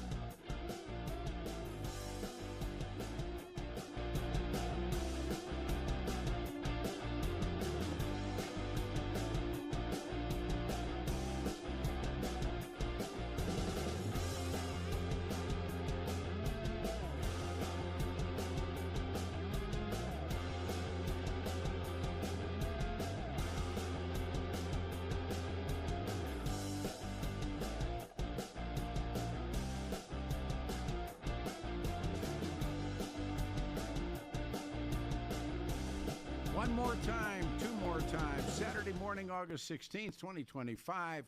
Peter Boyles on the air everywhere. Good old 710. KNUS 90 the high. Maybe some storms this afternoon. 92 Sunday, Monday 93, and Tuesday 94 degrees. Our phone number is 303-696-1971. We have one line open. We opened the show this morning. A new book on Jay Sebring, who, of course, was murdered by the Manson family. We had scheduled Chris Doyle, a pilot who is a fire flyer. They fight the fires from the air, and he was just a wonderful. I talked to him on the phone, but he's been deployed to South Dakota yesterday morning. Hopefully we have him back next week. There's some things I'd like to talk about, but we got folks on the phones. It's only best we go there. Now, Johnny called. He's still on the line about being on the Brother Jeff show. So, John, it's all yours again. Okay, so she got me going when she said, like, oh, he's a convicted felon.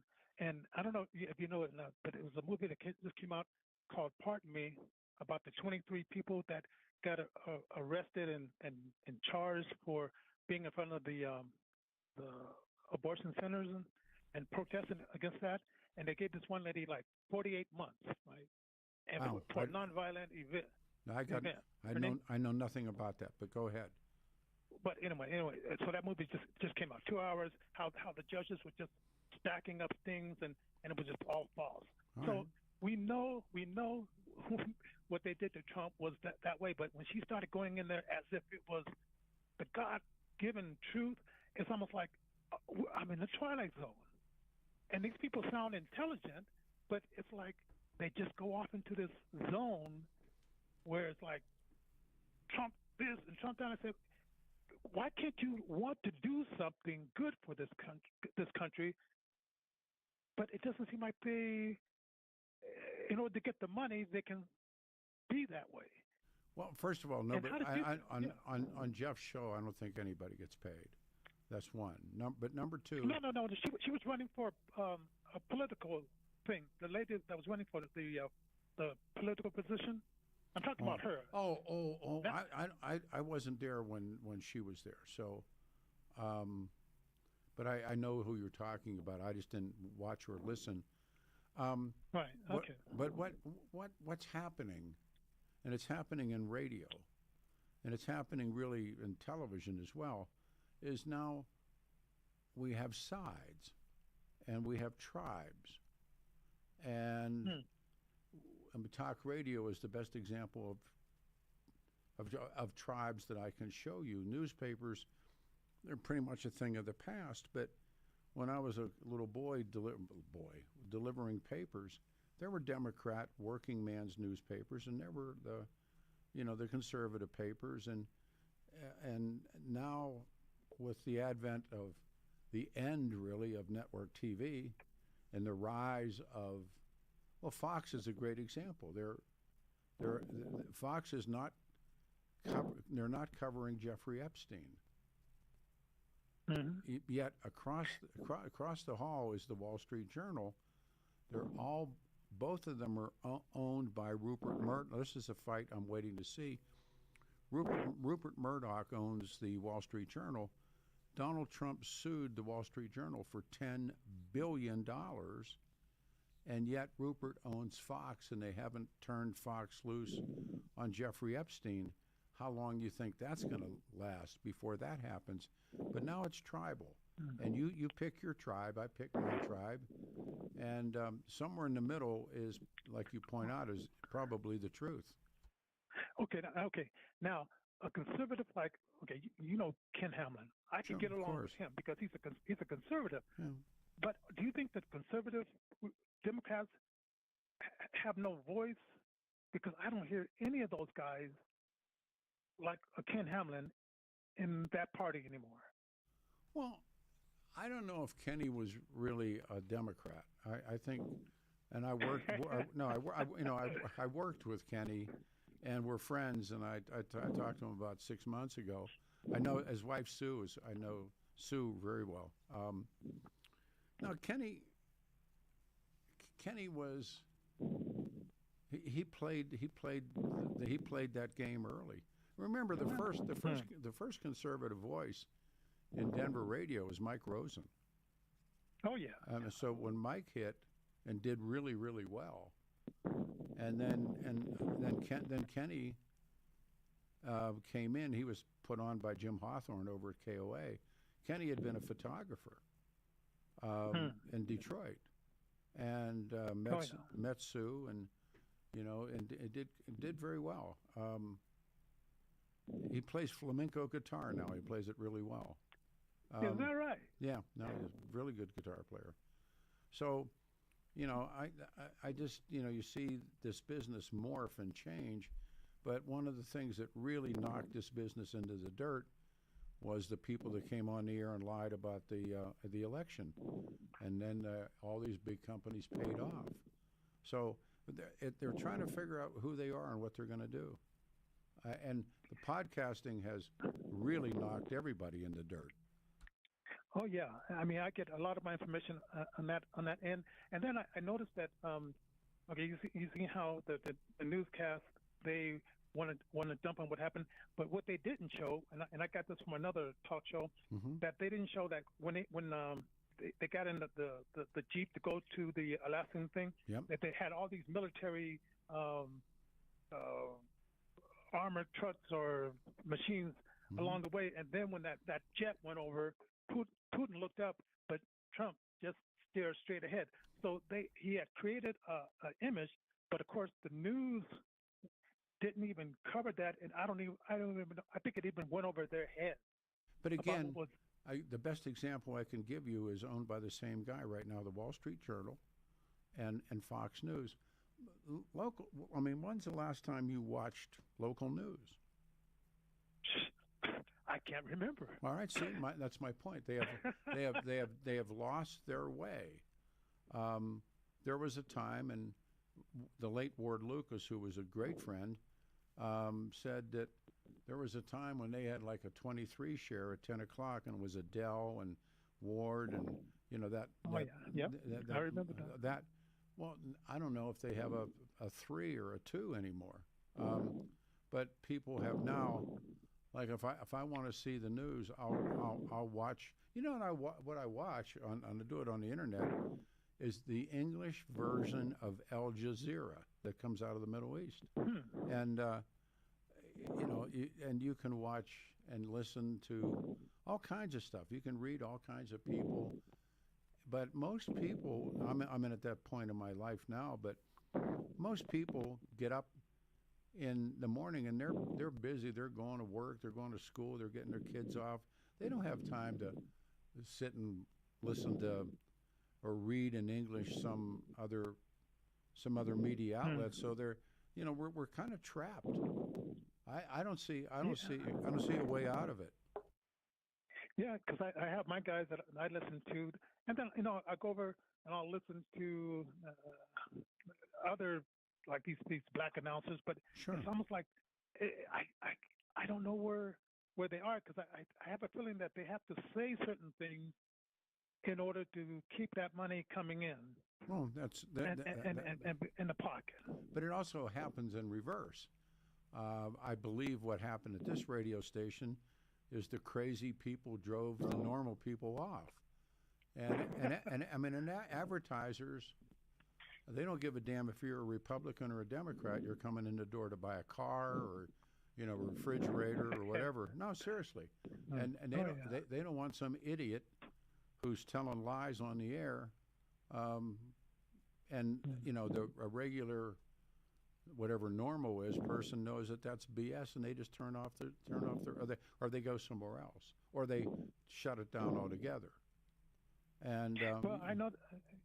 There's some and you weren't one of them. It was some host that this guy came in and said, raise this money and I'll sue this person. Yeah. And that was like last September, and nothing's happened. And I'm thinking like, wow, he duped that audience. Sure. And nothing will. To get that money. Sure. Right now they're doing, after all these guys who said, I can't wait to be deposed, now running out of the courtroom.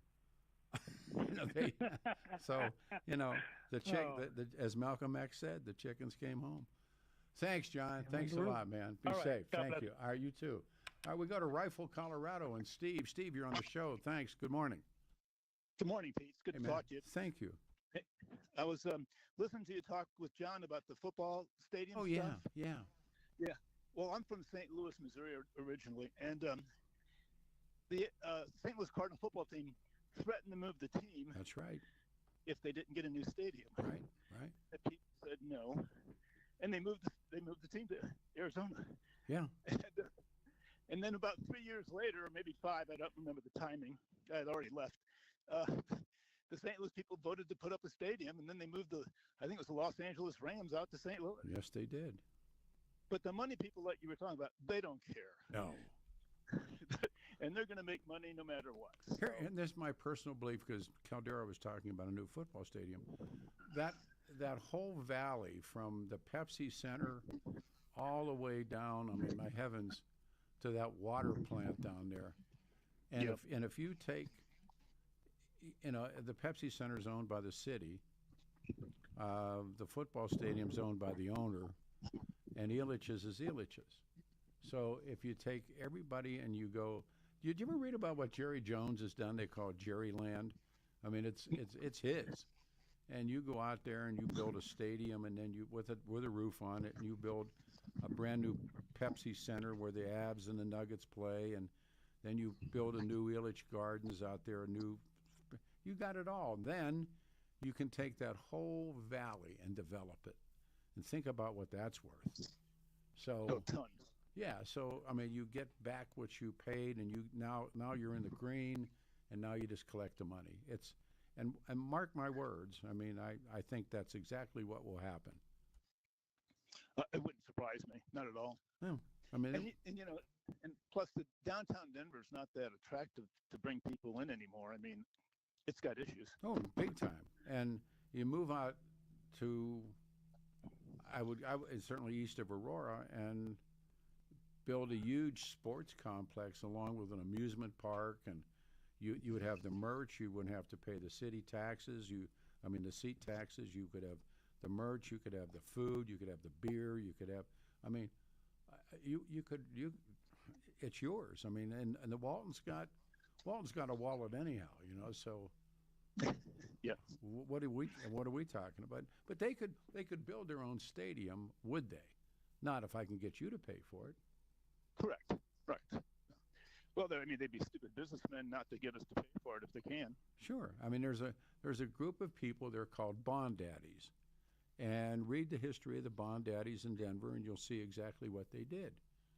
They, and the bond daddy comes and, like a school board election or anything that they can get their hands on, they'll help the guy, the man or woman, win it with their own money, and then now you're beholden to me.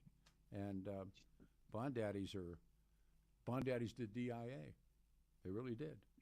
And bond daddies they'll do anything. That's the private-public partnership where the public pays and the private puts it in their pocket. It's a wonderful gig. Anyway. Yeah, it's a great gig. And they always campaign fund. If you ever see, like, some doofus running for mayor or, whatever it is, there's bond daddies feeding them. Yeah, well, then if they get him in, then they own him. That's right. And I said, what does that mean? I said, that means that when I call, they'll answer the phone. I'm going, my foot. That means when you call, they do what you want. That's right. That's how. You take care. Thank you, sir. Hey, I got a question for you, real quick. Sure. You still go to that breakfast place on South Broadway? I do. Is Terry running that? I don't know. A young kid? Well, he's younger than you and I. He's probably 40 now. No, I don't know. We go all kinds of different places now, but the deli's good. The biker breakfast place is out at the Dirty Dog. That's where everybody. No, this was a Greek family deal. Oh, I know. Yeah. Yeah. Well, anyway, I knew the family, but that's all right. And we still go to Sam's and still go to. There's just. Motorcycle people are. Sturgis was the place to hunt for breakfast, and the VFW put on a breakfast at Sturgis. And there was like a line that was $13 for breakfast, and it was great. They were. I forget because I don't drink, but I think they were getting like $7, $8, $9, $10 a beer, a bottle of beer, maybe even more. Yeah. Woo. And there was a little bit of reefer going on up there too. It was like, and some woman. I wanted to tell a story. Some woman was angry. She was on Main Street. She was screaming about how she was insulted and the whole political correct thing. And I don't care. But I'm thinking to myself, and you came to Sturgis. I mean, what did you think? Well, she didn't, obviously. Well, no, but she said, "This is appalling," and I'm going like, "Lady, you're in Sturgis, for God's sake. What did you think was going to happen here?" God, I love it. Yeah. Thank you. I love it. Thanks, Steve. Thank you. You have a good day. All right, man. You too. We go to Nick. Nick, you're on the first time. 303-696-1971. Lines open. Hey, Nick, you're up. You're on the show. Thank you. Thanks for taking my call, and I realize that my general comment about the bond daddies, I'm personally getting tired of being an individual tax-paying citizen and getting taken to the cleaners every time one of these big projects come up. Sure. And I don't know how you break up that thing, because you're absolutely right. The citizens pay, and they get the profits. Absolutely. I don't know how you change that formula. Well, legally, or one group just says no. One city says no. Take your team and hit the bricks. And if in other words, and if every city call them on it. Yeah, but if every city did that, if every city said we're turning over the cards, we're not going to pay, and if every city did it, then things would change. But right. And the thing that's aggravating is that the NFL has done a great job promoting itself over the last 30 years. They are awash in cash. Why would the taxpayers, some poor schlo making 50, 60 grand a year and working his butt off, have to pay taxes on that? Or because he or she, remember, bred in circuses, and their Broncos are on tonight. We'll probably watch the game. But when they come to you and I remember going through that campaign, and I was doing wise guy stuff on the air, like build me a radio station. I'll hire people, I'll name it K Pete, we'll do good. And everybody got mad, but that's in essence what they were asking for, and they got it. They couldn't pull it off in Denver, so they had to use the RTD district.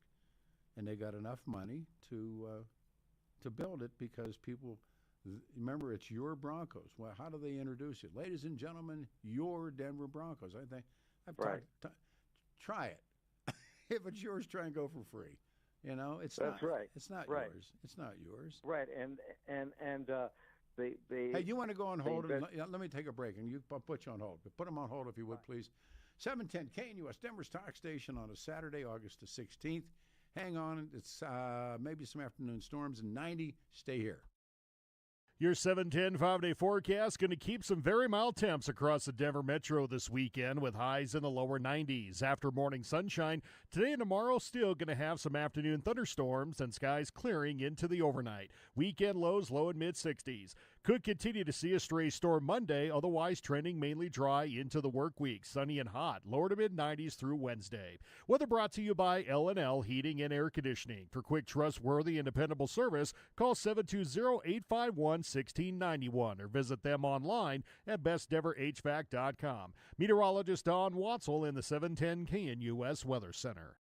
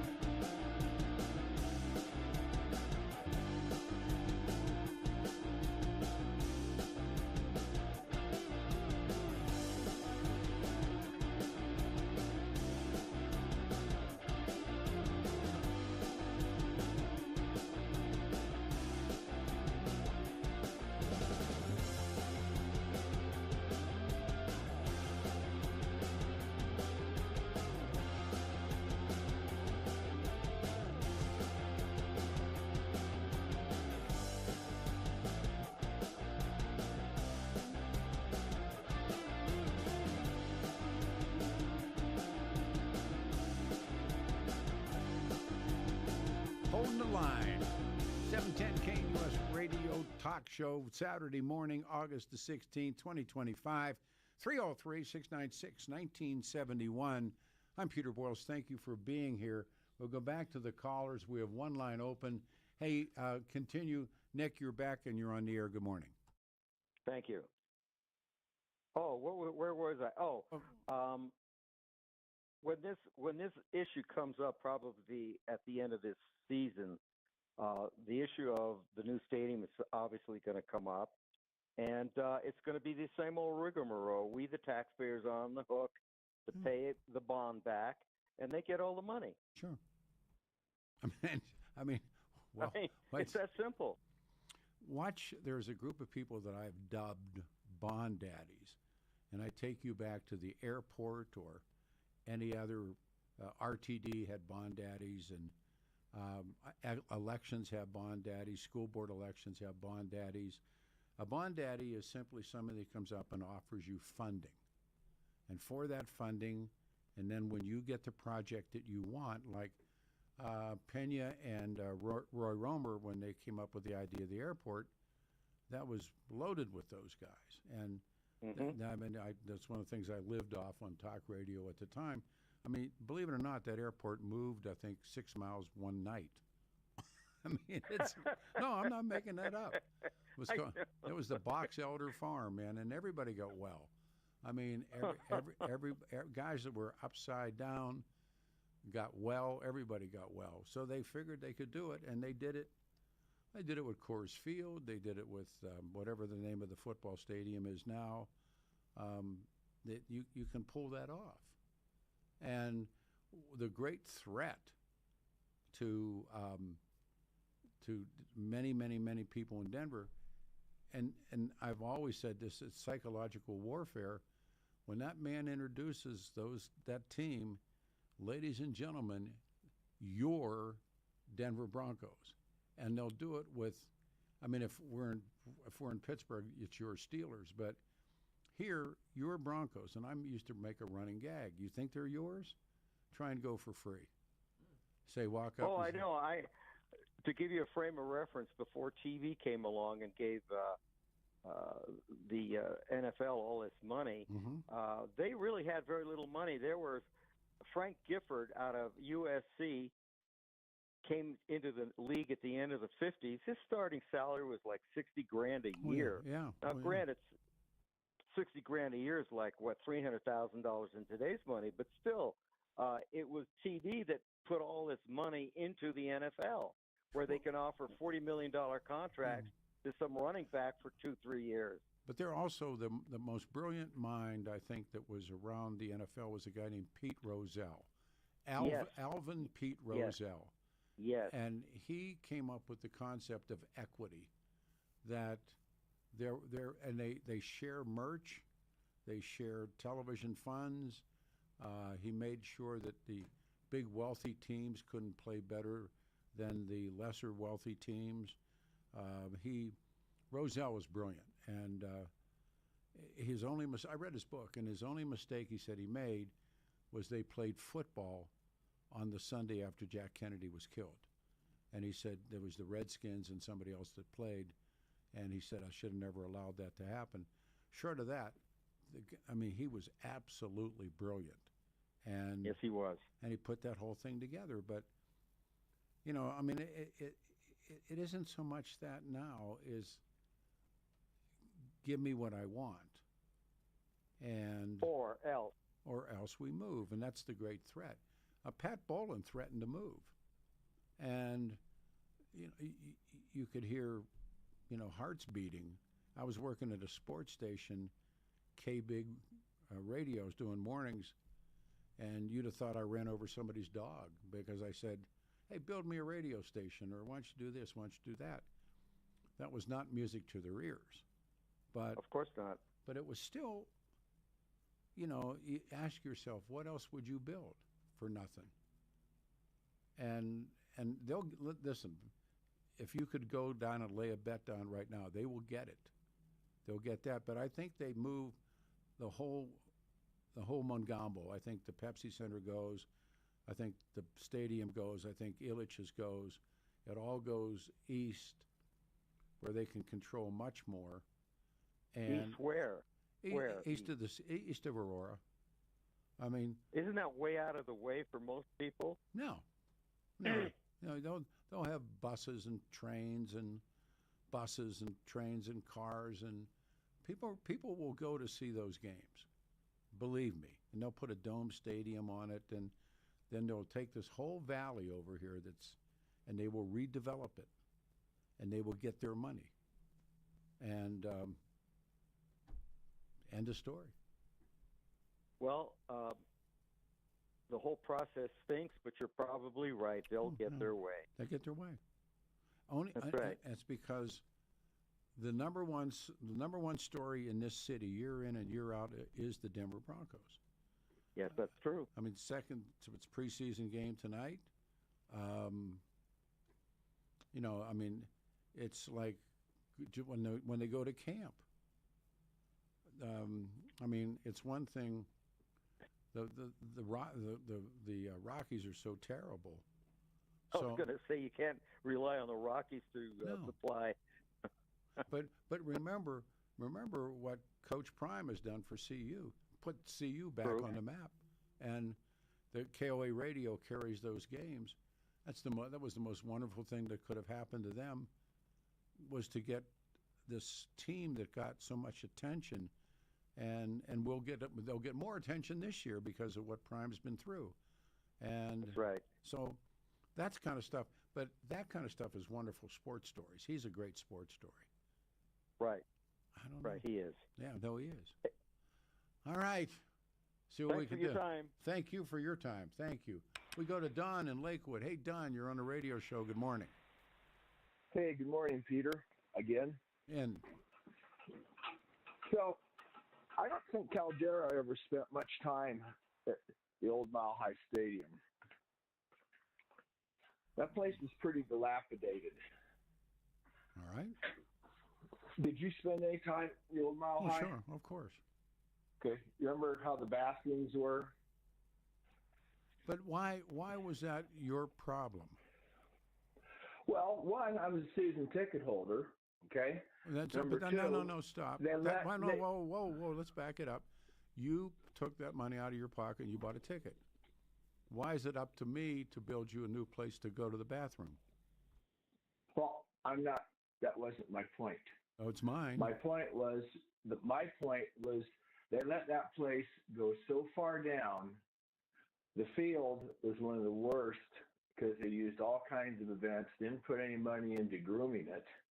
How's that my fault? And I didn't say that was your fault. Well, sure it is, because I got to pay for it. I'm telling you that I was somebody. In fact, I still have rights to season tickets there. But what does that have to build me or anybody else? When they brought in this deal about building a new stadium, I wasn't in favor of it. Okay, I wanted them to fix the old place up. It had a lot of nostalgia. They could have put some money into it. I was not a big fan. Who's they that was going to put in the money? Well, Bolin owned the place. He probably could have floated got the bond. The city owned it. To improve it. The city owned it. Pat Bolin didn't own that stadium. Did Bolin lease that from the city? No. If you go back, you know who was this is a sidebar story, the highest seat tax payer year after year after year in Denver. You know who it was? It was Barry Fay. I wouldn't have a clue. It was Barry Fay. The rock, really? The rock promoter. Yeah, sure. No, between Red Rocks and the Pepsi, no, it wasn't the Pepsi Center, whatever it was, Mick Nichols and the outside stadium, he was the highest seat taxpayer, and he wasn't demanding a new stadium. I didn't want one either. Well, you said it had bad, but again, I said they let it go down. They never kept up with it. Okay, they let the place really go to. And how is that the problem of the guy that doesn't go to the game or doesn't care but ends up paying the tax anyhow? Not one bit. That's right.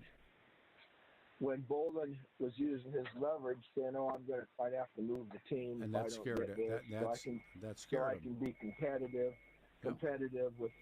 I mean, you got these new stadiums being built. That's right. Some of the teams moving around, like the Cardinals. Remember when Irsay went out of town? Irsay he went in the middle of the night. Right.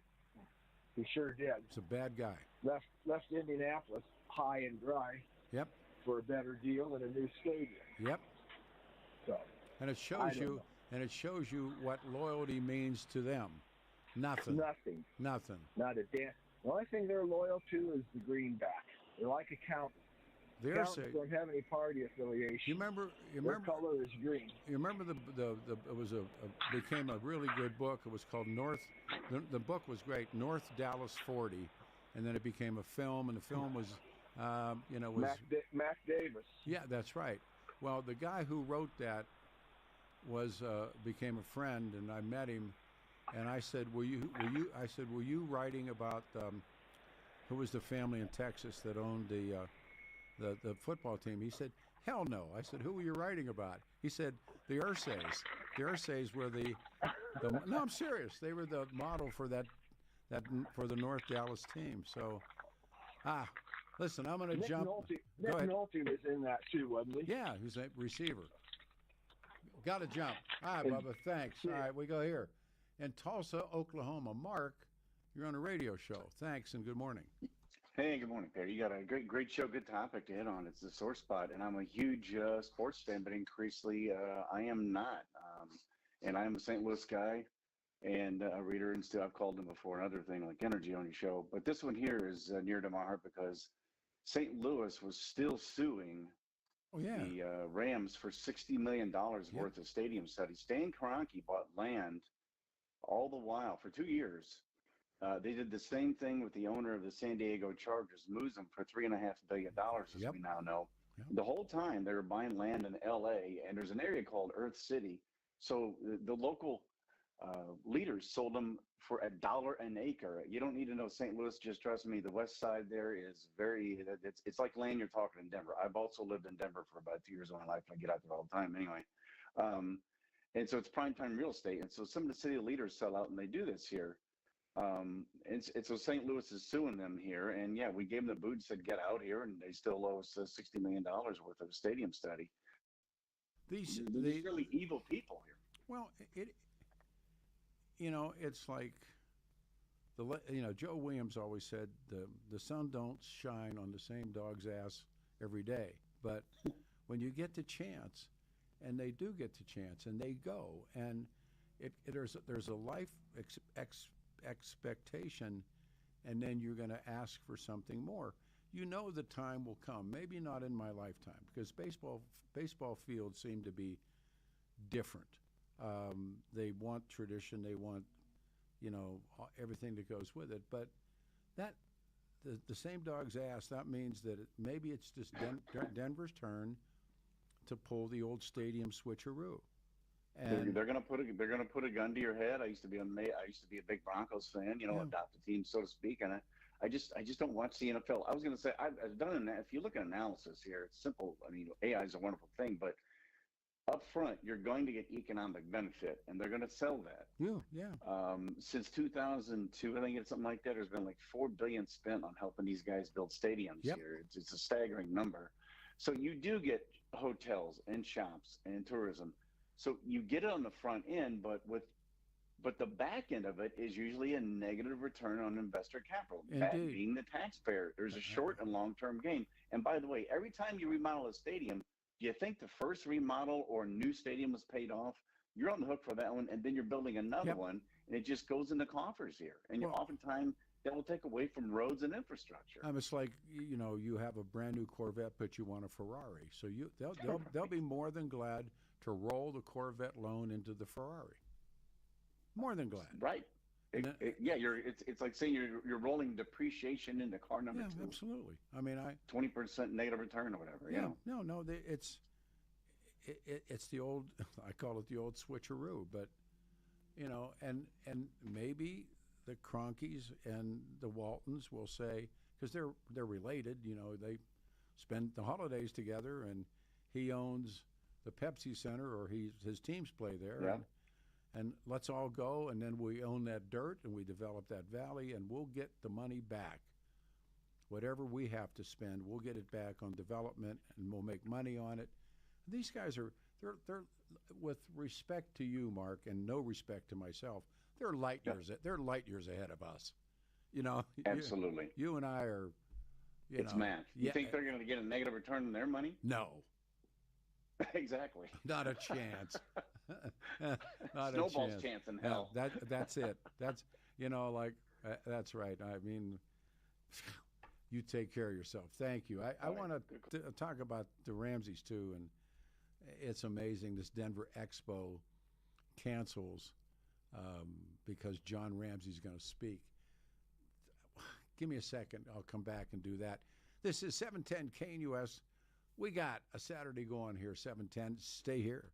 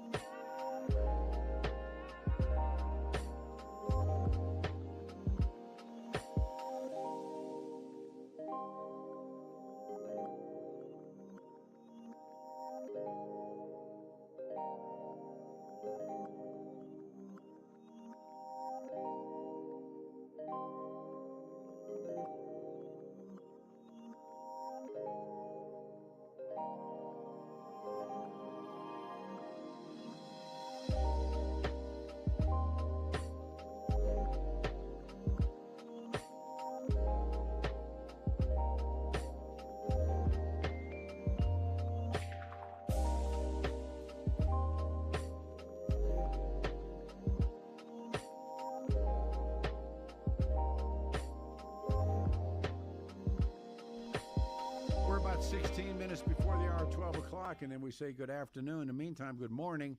303-696-1971. Good morning, everyone. 710 KNUS Weather Center weather, 90 the high, and then 92 on Sunday and Monday, 93 degrees. As I mentioned, we had scheduled Chris Doyle, and he's one of the pilots that's flying the fires, and I got a note from him. He's been deployed to South Dakota, and I caught some of that smoke coming out of Sturgis, so hopefully he's with us next week. It's time to talk about Dan Caplis and Caplis Law, and Danny suggests that you choose an attorney who shares your values. And we went through some stuff with our family about 10 years ago and picked up the phone and called the man. And I tell you, like at night, it was, Dan's done with, be 8:30, 9 o'clock at night. He'd call up, how you got, everything okay? And son of a cop and former seminarian, and he's dedicated the last 40 years of his life helping people who are hurt in serious motor vehicle crashes. Danny's believed to be the only lawyer in Colorado history to win 5 straight multi-million-dollar verdicts in Colorado crash cases. Dan's also believed to have won the largest truck crash verdict in Colorado history. He's my guy, official law firm now, the Nuggets and the Avalanche. Dan Caplis Law, a serious firm for serious folks. He accepts the righteous injury cases on a percentage fee basis, so he can represent good people, all walks of life, without regard of ability to pay going in. So if you need his help, and just a question asked, 303-770-5551, or hit Caplis Law. Danny's last name is spelled C-A-P-L-I-S, but it's 303-770-5551.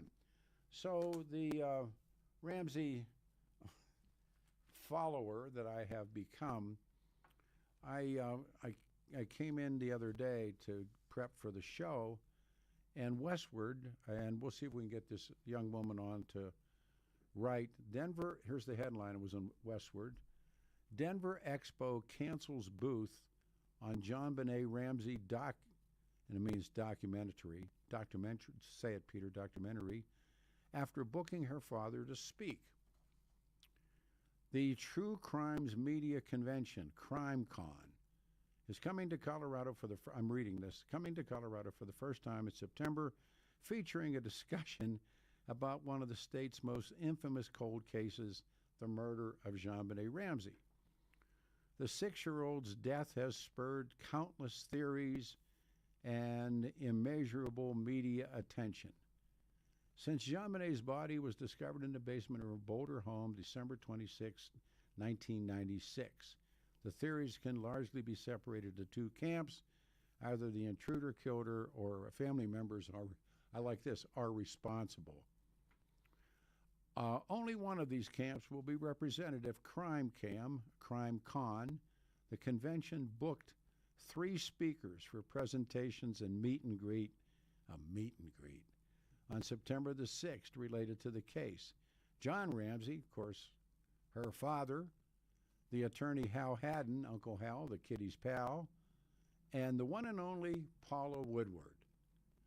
CrimeCon is seemingly avoiding the mentions of the case in exhibitor booth for a documentary entitled Jean Benet's Tricycle has been canceled after organizers confirmed members of the Ramsey family would be attending, according to emails reviewed by Westward. And here's the deal. The documentary does not speculate on who murdered, but it would somehow, we're going to get this guy on the show, it would be offensive. Now, any of you who have followed this, and Lord knows, let me tell you this that no one seems to follow. And I think it killed Paula Woodward's book when we first announced it. The Jean Benet grand jury voted to indict both parents in 1999, but the DA refused to prosecute. For real, this is in a moment sort of a runaway grand jury, but ladies and gentlemen, boys and girls, the indictment that these guys, the grand jury who saw and heard everything, remember everybody came to do it. It was that, and I remember being there in the Justice Center with Geraldo, of all people. It was 13 years ago.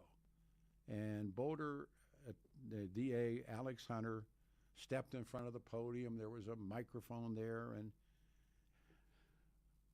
I expected it that they were going to indict, and they did not.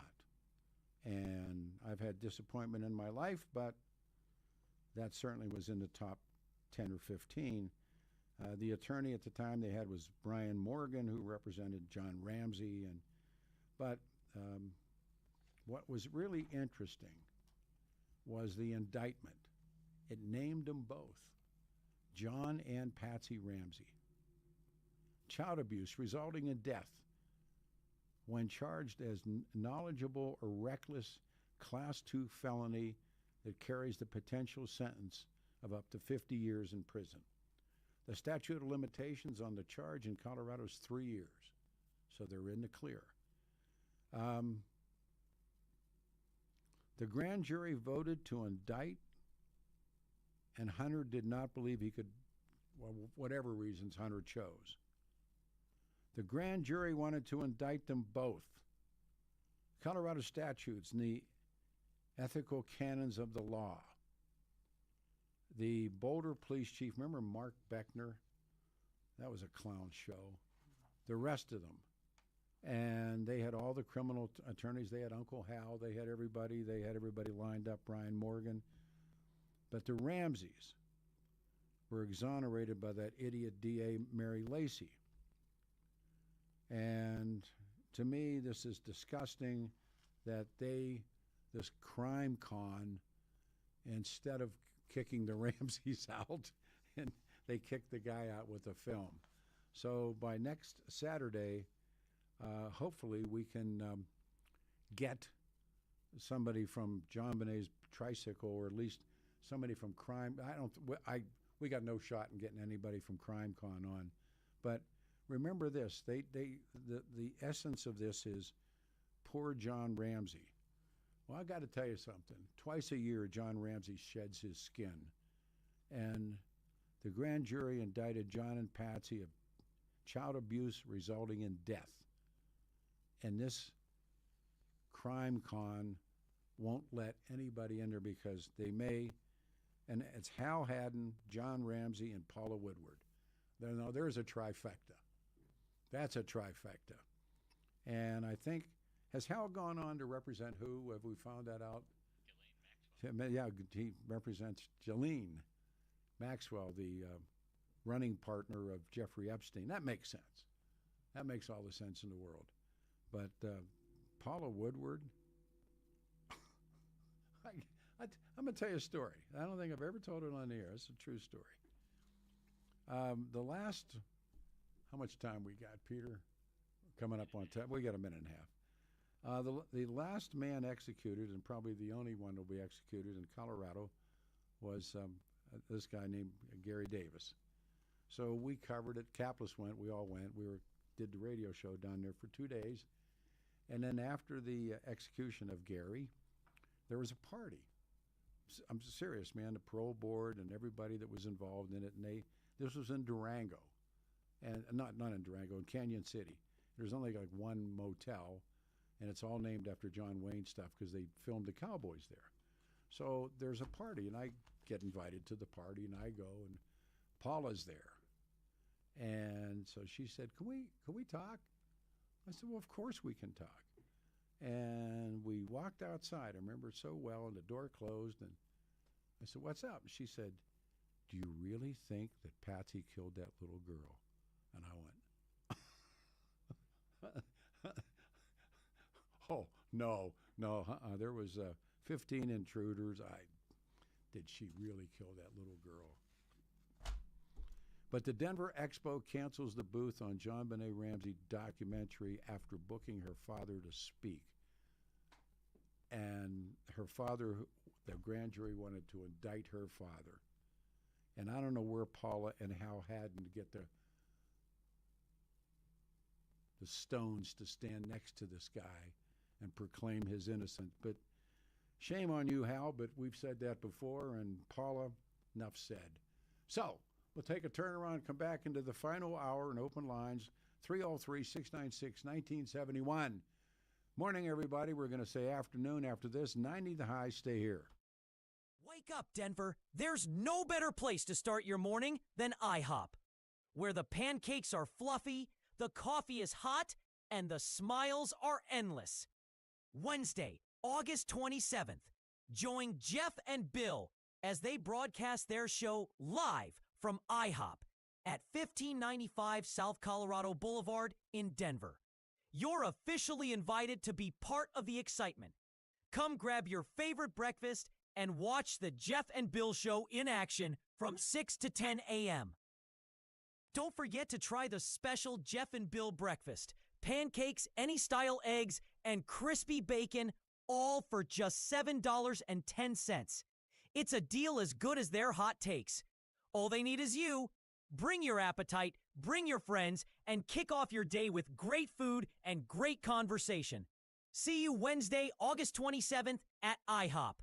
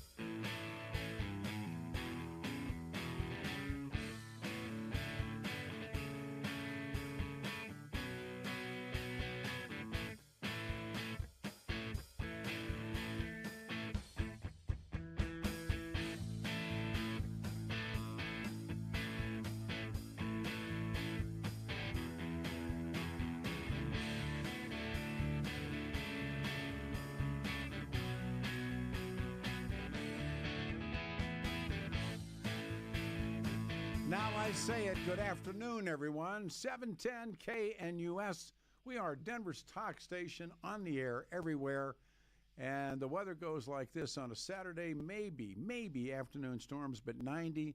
Sunday, 92 degrees. Monday, 93. And Tuesday, 94. Phones are wide open. First time since we kicked the show.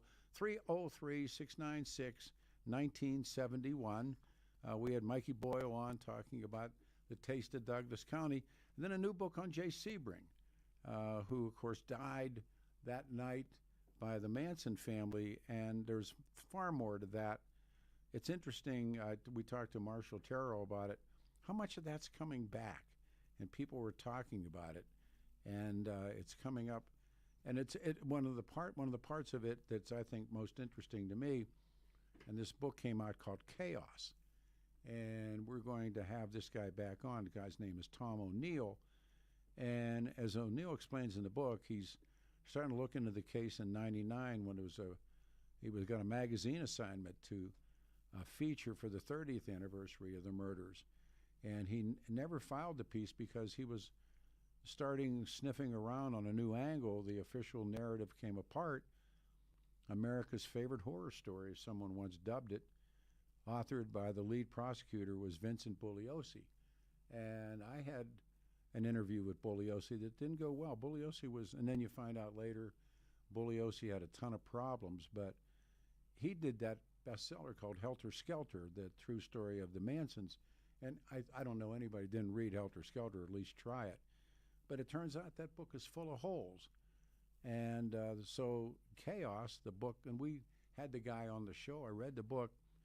It goes into this unsolvable story that it's O'Neill's position. And the point is, in reading the book, I guess, is you realize the first murder was a guy named Gary Hinman. And this other book we just finished and did this morning on Jay Sebring mentions Hinman. Hinman's the first guy to go. And they just go down to what happens. But what O'Neill ends up speculating, and we can ask what you know about it. There was a book about MKULTRA, and there was a book entitled "The Search for the Manchurian Candidate," I think was the title, and it was the first book about the CIA's notorious research program on mind control.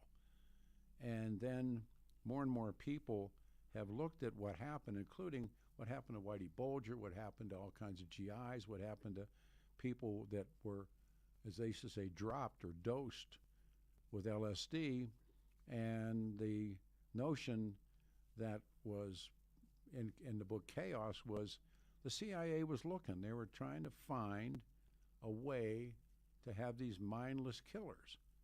And so the meeting takes place, and one of the things that Marshall said, and in essence O'Neill does say, but there was this interesting Lewis West, and they called him Jolly, and he was real, and he was a prominent psychiatrist. He was an expert on hypnosis and brainwashing and LSD, and he died, I don't know, not that long ago, but he was the chairman of UCLA's psychiatry department, and he was director of all kinds of institutes, and he did it for two decades. And someone once told me that there's an auditorium at UCLA named after him. Although he denied it for decades, Jolly West was long suspected to be involved in MKUltra. And one of the objects of MK was to create these programmed assassins for the CIA for unwitting subjects. And that's the Manchurian Candidate. West was named as the possible MKUltra researcher. And O'Neill says, look, they met.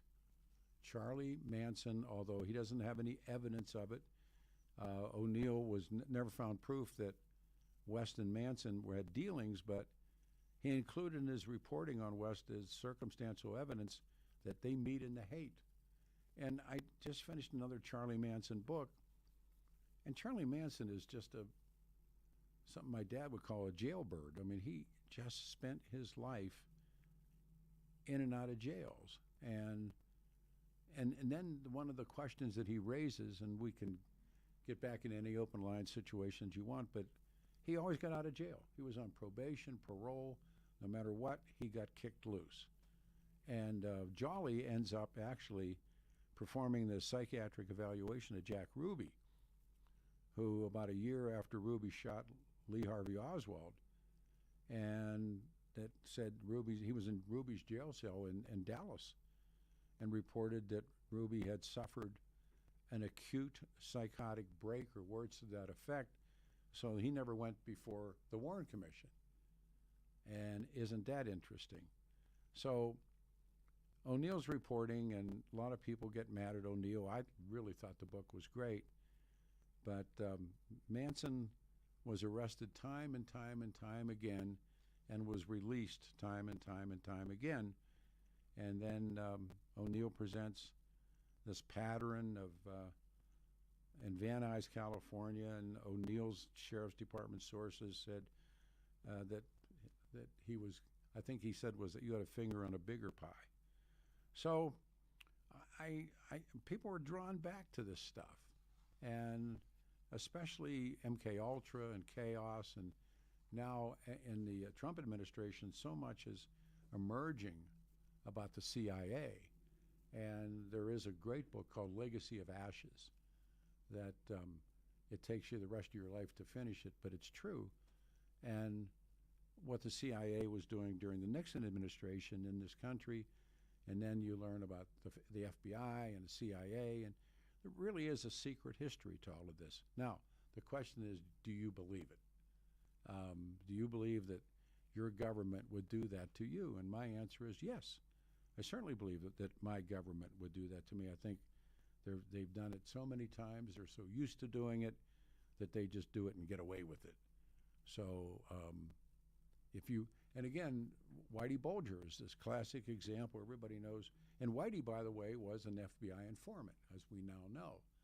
And so Whitey was an MKUltra. He went to Atlanta, to the penitentiary, and the way the CIA was doing this through the federal penitentiary system was you got good time off if you would take LSD. And I don't know how many times Whitey Bulger took LSD, but with those guys in Boston, was called the Winter Hill Gang, when he came back, they all said, as bad as Whitey was when he went away, he came back worse. And he was an FBI snitch, so that would tie in, and he was certainly an LSD experiment. So when you see stuff like that, what does it really do to you? I mean, when you think, my God, they did that. And now comes the Manson story and the book Charles Manson and the CIA. Would you conceive of it? Would you believe it? So it is your turn. We're also talking about building your Denver Broncos a new stadium, and remember, they're your team, and they're talking about they're going to make a move. How long from now? A year, 2 years? They move east. They take the Ball Arena. They take Illich's. Everybody goes out there. The family, because the Cronkies and the Waltons are related, they own it all. We got it all. Bogey and Bacall, man. They got merch. They got parking. They got alcohol. They're not cutting the city in, and they go east, and they do it all again. So we got that to talk about. And then last but not least, and as despicable as this, Denver Expo cancels the booth on a documentary film called John Bonet's Tricycle because her sainted father is going to speak, along with Hal Haddon and Paula Woodward. And remember, they wanted to indict them both. And that's little known because I got this feeling, and I bounced it off he wants to get caught. So there's some reason that John Ramsey, who is in the legal, he's in the clear, right? I mean, why does he keep coming back and doing stuff like this? And I remember Edgar Allan Poe did The Telltale Heart, where he could hear it. Nobody else could hear the heart, but he could. I keep thinking on some level, John Ramsey wants to get caught. He wants to cop. He wants to, and he keeps coming back to stuff like this to proclaim his innocence. Dude, you're in the clear. What are they going to do to you? I mean, you got running room. You could, you got a wallet. You could change your name and, move to Acapulco. Who would know? I mean, it doesn't. You're just this poor, but there's something. There's something, and Hal Haddon, I have no idea. I mean, my view of that kind of stuff is just, but Paula Woodward, who is trying to make a living off the innocence of the Ramseys, is, like she's showing up. Well, of course she is. Of course she is. So I look at stuff like that, and they knock this guy out of the box because he's got a documentary that may offend John. Offend John? How can you offend John Ramsey? How legitimately, how do you think, what possible way could you offend John Ramsey? Or for that matter, Hal Haddon? How could you offend those people? You can't. It's impossible. I mean, you get some, we used to make a joke about getting behind the microphone, putting on a gorilla suit, zipping up the sleeves because you're going to take a beating. You got to be ready. But these people, these people, there is no bottom. They could fall forever. All right, your turn. 303-696-1971. David Ellis, you've heard me talk about taking your valuables to David Ellis Jewelers to get a fortune in cash and secure an appraisal from David for all the valuables you have tucked away in your home. It's true. Let me share the other reason to see David Ellis, just in case you don't have a Rolex, rare coins, or silver tea set. Go see David Ellis for all the most meaningful gift-giving occasions. David's Jewelers are just the right items for you at the right price, special people that mean the most. An antique watch, an emerald pendant, a gold necklace, a diamond ring. Trusted jewelers have been buying precious metals, antiques in Colorado for decades. Dazzling cases filled with hundreds of new and used pieces your loved ones will treasure. Visit the man, David Ellis Jewelers. See for yourself.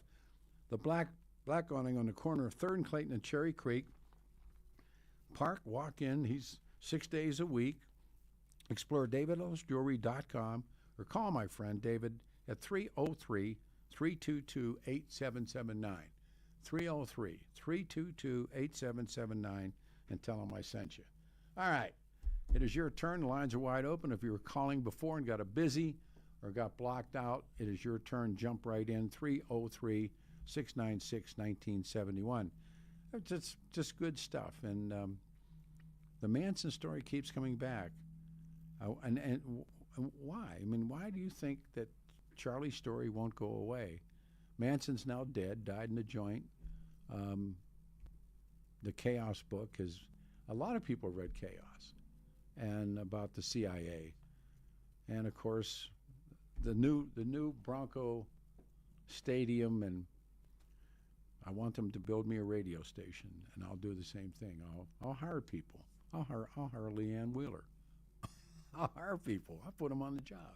Hey, we'll take Adam Walker. Adam gets a job. Everybody gets a job. What are you talking about? We're employing people. So, anyhow, you're up. 303-696-1971. Why do you think the Manson story doesn't go away? And it doesn't. There's an HBO film, I think, on it now. Someone told me. I didn't know that. And there's Charlie and the CIA and the secret history of the 60s. O'Neill's book, and in the background, the motives, they were trying to start a race war.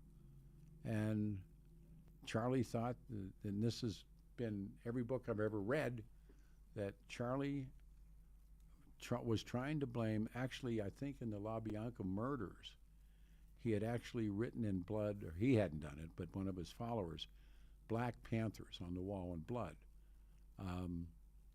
And Bugliosi at the trials, Helter Skelter, the book's title is a reference to the covert CIA program called Operation Chaos. That's what they called it. The CIA called it that. And I mean, think about it. If they would do that, and we know during the Nixon administration that, and there's not many things you can say to his credit about about J. Edgar Hoover, but Nixon wanted him to begin to spy. That was the time of Daniel Ellsberg and the time of the White House plumbers, and the CIA was willing to do it. They were opening people's mail. They were wiretapping. The CIA did it, and the CIA's charter talks about collecting foreign intelligence, and these were people that they didn't see 9/11 coming. You know, they didn't see anything. So, the Legacy of Ashes, that book that talks about them, but they didn't say, they haven't seen anything, but they were willing to do. J. Edgar Hoover, when Nixon came to him and said, I want you to do this, this, this, and this, and really go to work on the anti-war people, and he would not, to his credit, Hoover said no. And when it came time, the CIA would, and the plumbers, but they would more than willing do it. And you think now, but they would open the private mail of people, and they would read it, and they would make reports to people who would make reports to Nixon. The CIA was willing.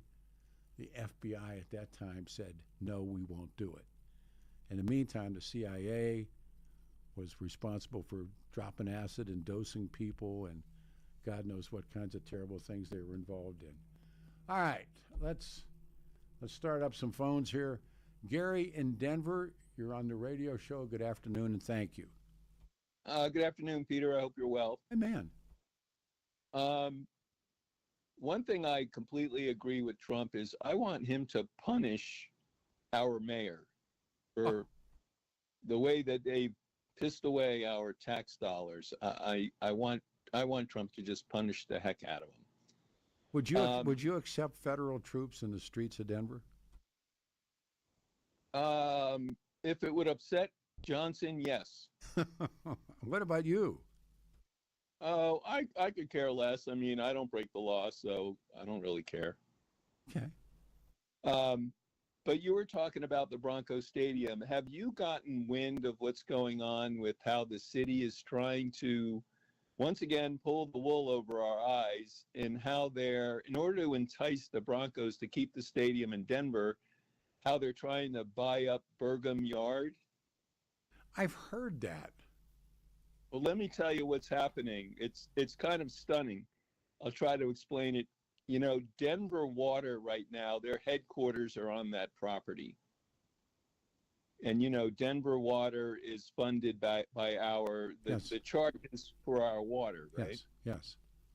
So what they're doing is Denver Water doesn't, it's a public utility, but they don't own enough of the property to be able to sell it to the Broncos. So what they're doing is there's about 20 small properties that they need to acquire to make it attractive for the Broncos. So what they're doing is going around and making offers with this sort of implicit message that if you don't sell it to us, we'll use what's that law where they can just take property, the government can take eminent domain. Thanks, Leanne. Yeah, exactly. They'll use eminent domain to just take the property, and they're saying that, well, we're Denver Water. We need the property to provide this service. Okay, I'll put you on hold. I mistimed it. You're.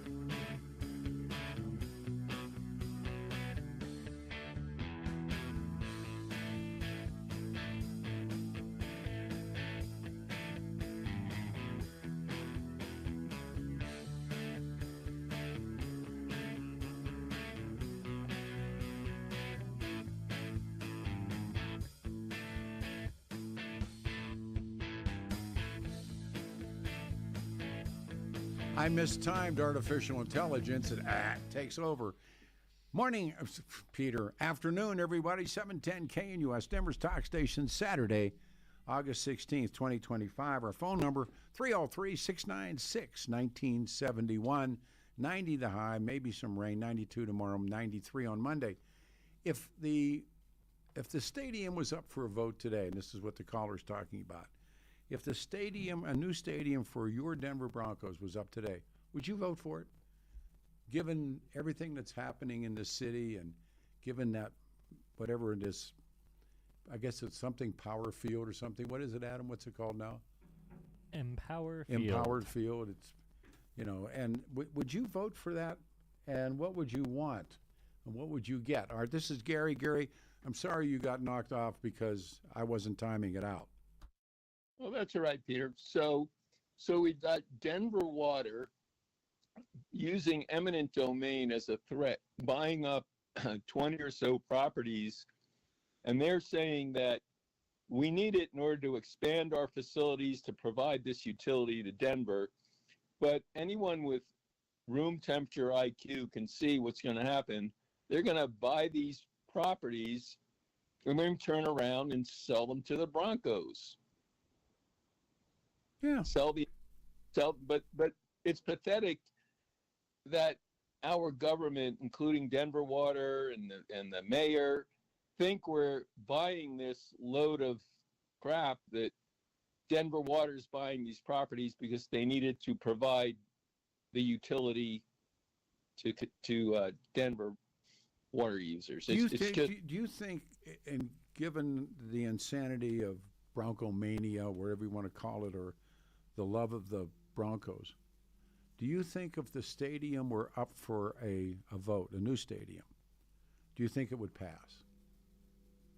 I think it would, Peter, because the marketing will be, people in this city, I don't understand it, but they love the Broncos. And the marketing will be, we're going to lose the team unless you vote yes. Oh, absolutely. The threat. The threat was there last time. Yep, then they're going to do it again. But if you use Google or anything, you can just put in Denver Water purchase of Burgum Yard, and you'll get a scoop on this. Is going to come to light. I expect to see an article in Complete Colorado exposing this shell game pretty soon. It's interesting. Let me read. There's a bunch of things coming on the wall. Let's see what this says. You brought up the one point John can never run from, the grand jury indictment. Now, and I'll say something else. Yeah, I mean, if they were going to offer that vote this November, what do you think the city would do? Yeah, I think the voters would say yes, and the city would buy the property and probably lease the building to the Broncos. Somehow they need to entice the Broncos to stay in order to solve their $200 million problem. No, absolutely. And I'm sure. What are your thoughts? And I'll hang up after I ask you. Sure. What are your thoughts on the layoffs that are going to hit on Monday? The money is being spent on insanity, so you have to cut the people that really have jobs, and look at all the money spent on the homeless and how ridiculous that is. And no, it's like this city, when people talk about this Johnson's future in politics, boy, I sure hope not. Thank you for your call. All right, let's go to first time. There's two lines open, 303-696-1971. We go to Mark in Aurora. Mark, you're on the show. How goes it, Pete? Haven't talked to you in a while. Glad you called. Doing a lot of babysitting for the grandkids through the summer. There's no school, so, tag, you're it. Yeah, I'm hip. Yeah, you're hip. Thanks for mentioning our good buddy, Joe Williams. Listen, I'll tell you one of the things before we get to the Boyles take, one of the things on the stadium that's really hard, Pete, I mean, not hard, but why they look for money.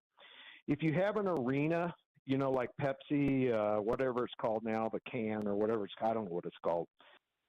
We used to have a box down there with our partner, and there's like 150 events a year. So you can make money all the time on indoor arenas because concerts are the right size. Sure. There's no bands no bands like the Stones, the Who, the Beatles, to carry a outdoor show. Michael Jackson did his reunion tour at the old Mile High. So you only got like 10 dates a year. 2 of them used to be preseason. So you got to have somebody with a big pocket, because you're carrying a lot of money for only events that can generate X million dollars per year. Well, you're forgetting soccer now, and I know, but I'm just talking about when it's ironic that Cronkies, who are notoriously cheap anyway, they built their own multi-billion-dollar stadium. But out in L.A., you have so many big things that you can have. There's events all the time at SoFi. So Stan Crocky's no man's fool. He's No, he's not. He's married into the Waltons, which that's double-barreled. If you and I could have borrowed $5 billion, we could have made 5, Pete. We're that smart. I'd have less. Yeah, we are. I'd at least left town. Yeah, well, you put 4 in your pocket, right, and pay all your bills. That's it. I'm out of here. Listen, in 1979, I think I've mentioned to you before, we started something called the Denver Speakers Bureau, which I've been told by my brother-in-law still exists. So I don't know. We brought in Vincent Bugliosi. We brought in Kreskin. We brought in Dick Gregory. Wow. We brought in Buckley. So we brought in several people. I thought my take on Bugliosi was that he was brilliant. I thought he was brilliant. Just talking to him, and you were in the program, same program, Dr. Lamy and some of those people. We were around smart people. I thought he was extremely up there, like in the Buckley level smart. He was a very smart guy. Now, later, that's 79, 80, was he a mess? Was he this, that? He may have been. I thought what happened to him at the end, Pete, which disappointed me about him, was he sold his soul to carry the water for the Warren Commission. Yes, he did. And that's totally bogus. And that's when I met him, and that was the robbery. Yeah, that discredited him. I hated to see that, but here's the thing, Pete, and I know you know this too. The radio has lean years and then other lean years. The thing is, he probably needed money, Pete. Well, and again, I would ask you to take a look at Chaos and O'Neill's book, and O'Neill really confronts him and goes to the house, and there's a point where the conversations between Bugliosi and O'Neill, and as soon as according to O'Neill, as soon as he'd get to Bugliosi's house, and he'd come in the house, and as soon as they heard the word Manson, Mrs. Bugliosi would get up and leave the room, and Bugliosi threatened to sue him, and if he published, and even our guest this morning said, Bugliosi's his process was full of holes. But again, one of the things that they capture is L.A. August of '69, and these murders are taking place, and they're ritual murders. Everybody's scared to death. But Pete, it was a weird time. I was thinking when you were talking this morning, you remember that song, the cover of the Rolling Stone, when it keep getting richer, but I want to get my picture. Dr. Hook. Got a genuine Indian guru, showed me a better way, the Beatles. Dr. Hook. But Pete, it was a weird time. You got to give him that. Well, it was a very weird time. And that was the point of it, is that when he writes this book about Jay Sebring, when Sebring goes to Hollywood, it's Cary Grant, it's Jimmy Stewart, it's and then really John Wayne, and then comes, and I keep coming back to, there's a book about Easy Riders and Raging Bulls, it's called. And that changes it. And Pete, the hippies, the zippy, you remember, you're older than me. I just turned 67, so but God, it was a scary time. There's no doubt. There were communes, there were biker gangs, not biker clubs like what you have now, where the yuppies out riding on the weekend. It was a scary time. Well, L.A. Vietnam War, the marches. Oh, that was it, sure. But remember, there were cities burning. New Jersey burned. But I have this theory that the '60s really don't begin until Jack Kennedy's murdered, And the 60s don't. No. The 60s don't end until Richard Nixon resigns. That's the 60s. Pete, I used to listen to the radio. There was a station called Cliff, and there was a station called KVIL in Dallas. Right. We'd flip on the timer on the radio, and you went from kind of the I don't know, Cal Sills, that kind of music, Sure. all the harmony, and then all of a sudden, Get Your Motor Running. Well, the Steppenwolf, John Kay. Steppenwolf. John Kay. And the culture. Here's the thing: why people will always say the Beatles were the most popular group ever, and you could argue them, the Eagles, the Stones. You could argue that. But here's the thing: the Beatles went from basically a boy band, current term, boy band, to Timothy Leary. Well, but again, hell no, we won't go. But I'm looking at, again, I always said if I could pull the timer, if I was smart enough, that time period between Dealey Plaza and Richard Nixon's resignation was the 1960s. Yep. But if you follow, and right after that, the music changes. There's no more protesting. The clothes change. Hippies. Yep. Hippies. I mean, Charlie Manson comes into court in a homemade leather jacket and coat. Now, along comes bell bottoms. Along comes, the puka shells and and curly hair and puffy and all these kind of different clothes and hats and everything. And the music changes. It's no longer the Jefferson Springfield. Now it's Kool and the Gang. Now it's Jefferson Starship. And Go Ask Alice. That was the airplane, and the airplane. Yep. Yeah, you're right. I did an interview. I did an interview with Grace Slick, and it was rough, but they went from Go Ask Alice to We Built This City on Rock and Roll. They're the whole world, plates of the earth shift. Then they shift again when outlaw country music hits and disco fades, and then comes Waylon Willie, Tom Paul Glaser, David Allan Coe, the Burritos. Name it and claim it, and people go country. I mean, it's but I don't know what it is now. We had gone through, Pete. We had gone through from about 65. The uptick of the Vietnam. You'd had all this turmoil, and then people are making money. Hotel California. Everything was about decadence after that. But and again, I would urge you to read the Sebring book because it's his most recent thing I read about how he captures it. He in some ways sees it. I give him a lot more credit than I ever did in terms of just reading about how he got killed and then they trashed him in the media after that. But he actually sees it that men need styling. Because if you're as old as I am, when you went to get a haircut, like we had white sidewalls and we had short tops, or we had crew cut, and then guys started growing their hair, and it was out of protest when guys started getting long hair, and then even David Allan, I think it was either David Allan Coe or Hank Jr. did that about them were just long-haired country boys. They weren't hippies. They were better just leave this long-haired country boy, Charlie Daniels. Leave that long-haired country boy alone. Yeah, leave that long-haired country boy alone. But now, I mean, and I don't know what they did with Sebring because honestly, Pete, I think I was 11, 12, 13, whatever, right around that, in the trial. I just remember it was a freak show. But remember, Bugliosi's job as the prosecutor was to demonize the people that butchered those folks. Oh, that was his job. Absolutely. I mean, he would have been derelict if he didn't. Did you know that he offered to substitute in, I think for free, on the OJ case for Marsha Brown? It doesn't surprise me. They turned him down. I didn't know that, but it doesn't surprise me.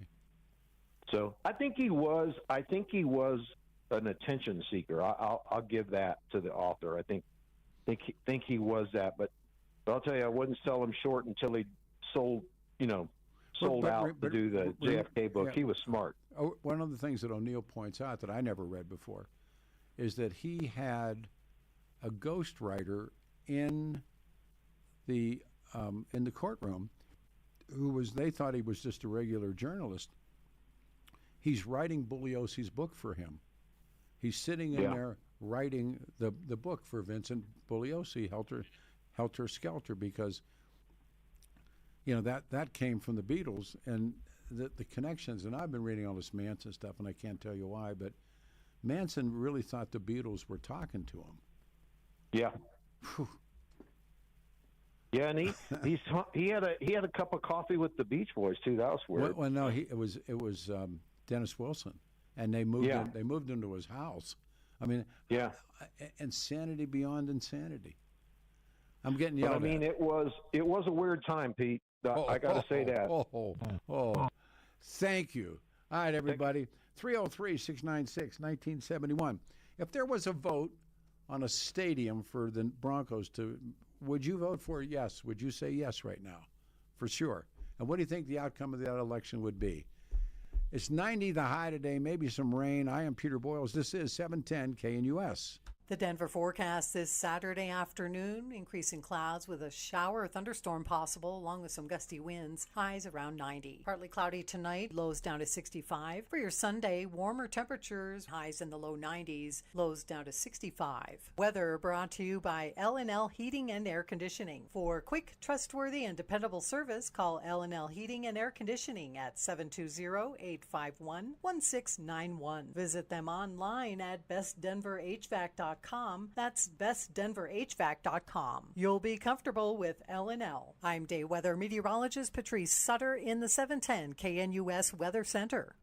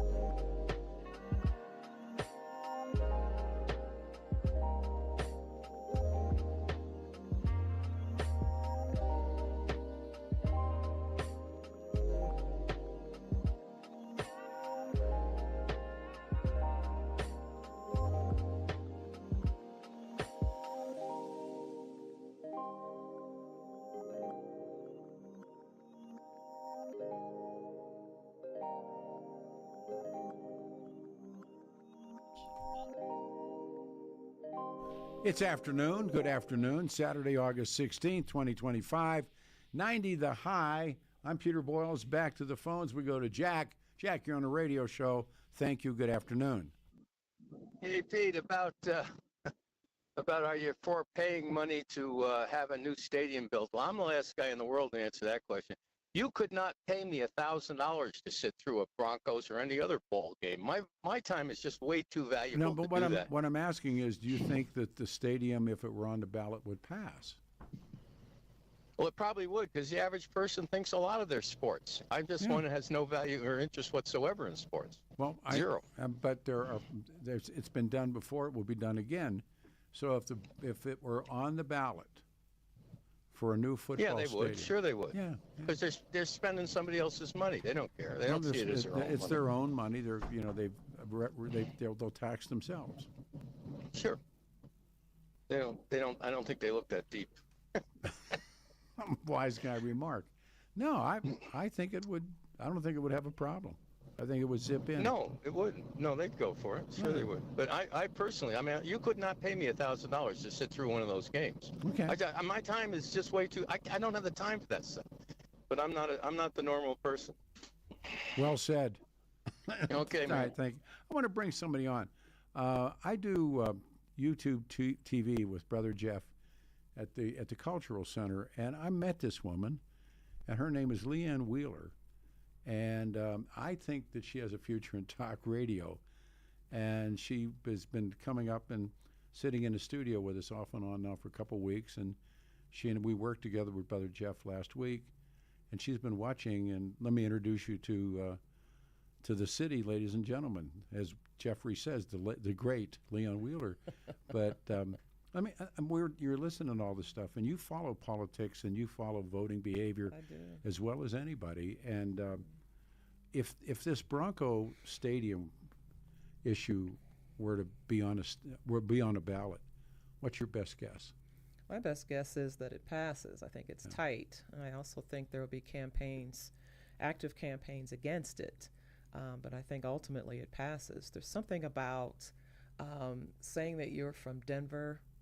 That Broncos. You've got a team, No. and so for whatever reason, that encourages hearts and minds, and so with that said, yes, I believe it passes. I don't believe it's a runaway, but it does pass.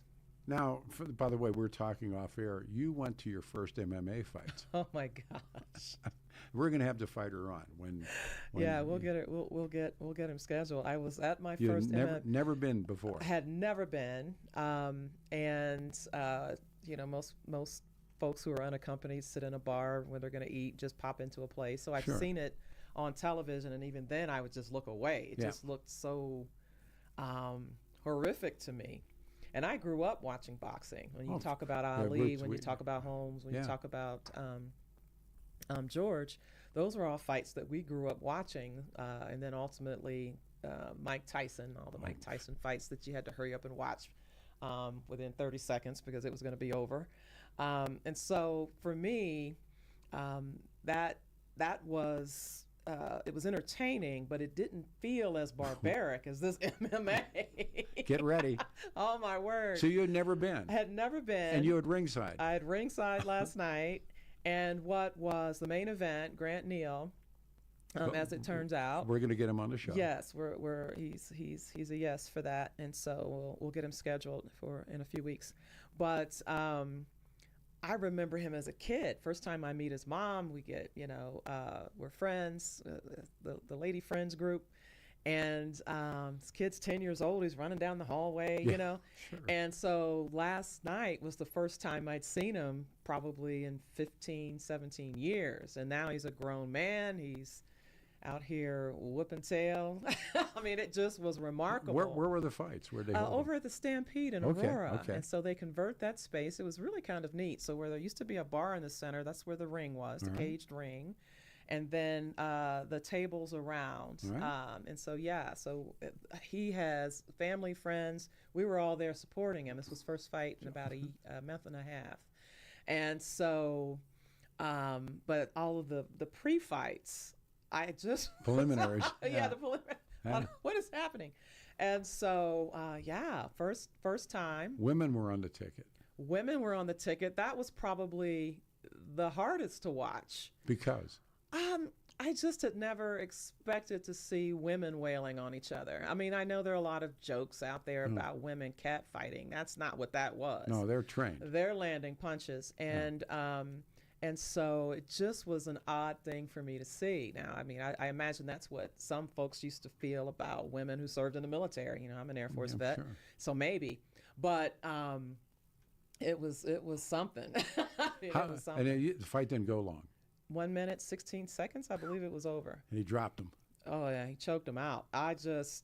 And I mean, right in front of me in this cage. And so the way way the cage comes together, there's a of like the joining part there. Right. There's a pad, a corner, so I couldn't really see.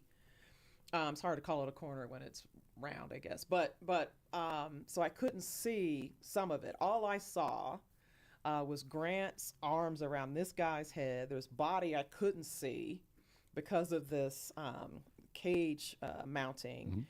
And then I just see the guy on the bottom's legs just shoot straight up. He's done. And I thought, oh my God, he's not okay. He's not okay. And yeah, the ref came in and called it. Stopped it. Yes. Yeah. Then what was the aftermath? I mean, did you guys have a get together afterward? Did anybody storm the ring? Well, not that fight. There was a fight on the card that there was a fight between 2 and 3. It was like both sides cleared. Yeah. Blue corner, red corner. Sure. Not sure what happened. It happened fast. And yeah, it was about 4 minutes to restore order just to the ring. And then probably another 10 to restore order out here. Because there were people who left their tables and entered the ring. Ooh. I mean, it was just like all of pro a sudden wrestling. there was this mad there was this mad rush. I had never seen anything like it. I spent the whole time just horrified. Would you go back? I absolutely would go back. That's the real question. Would you go back and do it again and watch a fight again? I absolutely would go back. So this and do young it guy, again. tell me his name again. Grant Neal. He's a local fighter. Yes. And we're going to get him in studio. Yes, I will work that out. But it just for me because of that history. Yeah. So I brought that to the fight. Like, oh my gosh, he was a baby the last time I saw him, and now he's a grown man. He is good, and he's choking people out in this cage. It just was astonishing. There's something new. I don't know if Adam's seen it or you've seen it. Have you seen slap fighting? I have. Have you seen that, Adam? Slap fighting, pillow fighting. I mean, what is going on? When they take turns slapping each other in a face. Right. I have watched that at the bar having a meal. Has been women, men. Yeah, it was still shocking to see. And then the pillow fighting. I don't know if you've seen that. Oh my word! I heard American Gladiators is coming back, and there's a whole Netflix thing on how nuts that was. Yeah. And they're bringing that back. Wow. But slap fighting. That's horrific. That's unbelievable. They're snapping necks. It's crazy. And guys are standing there. Yeah. And if you look across and it's a Samoan, don't.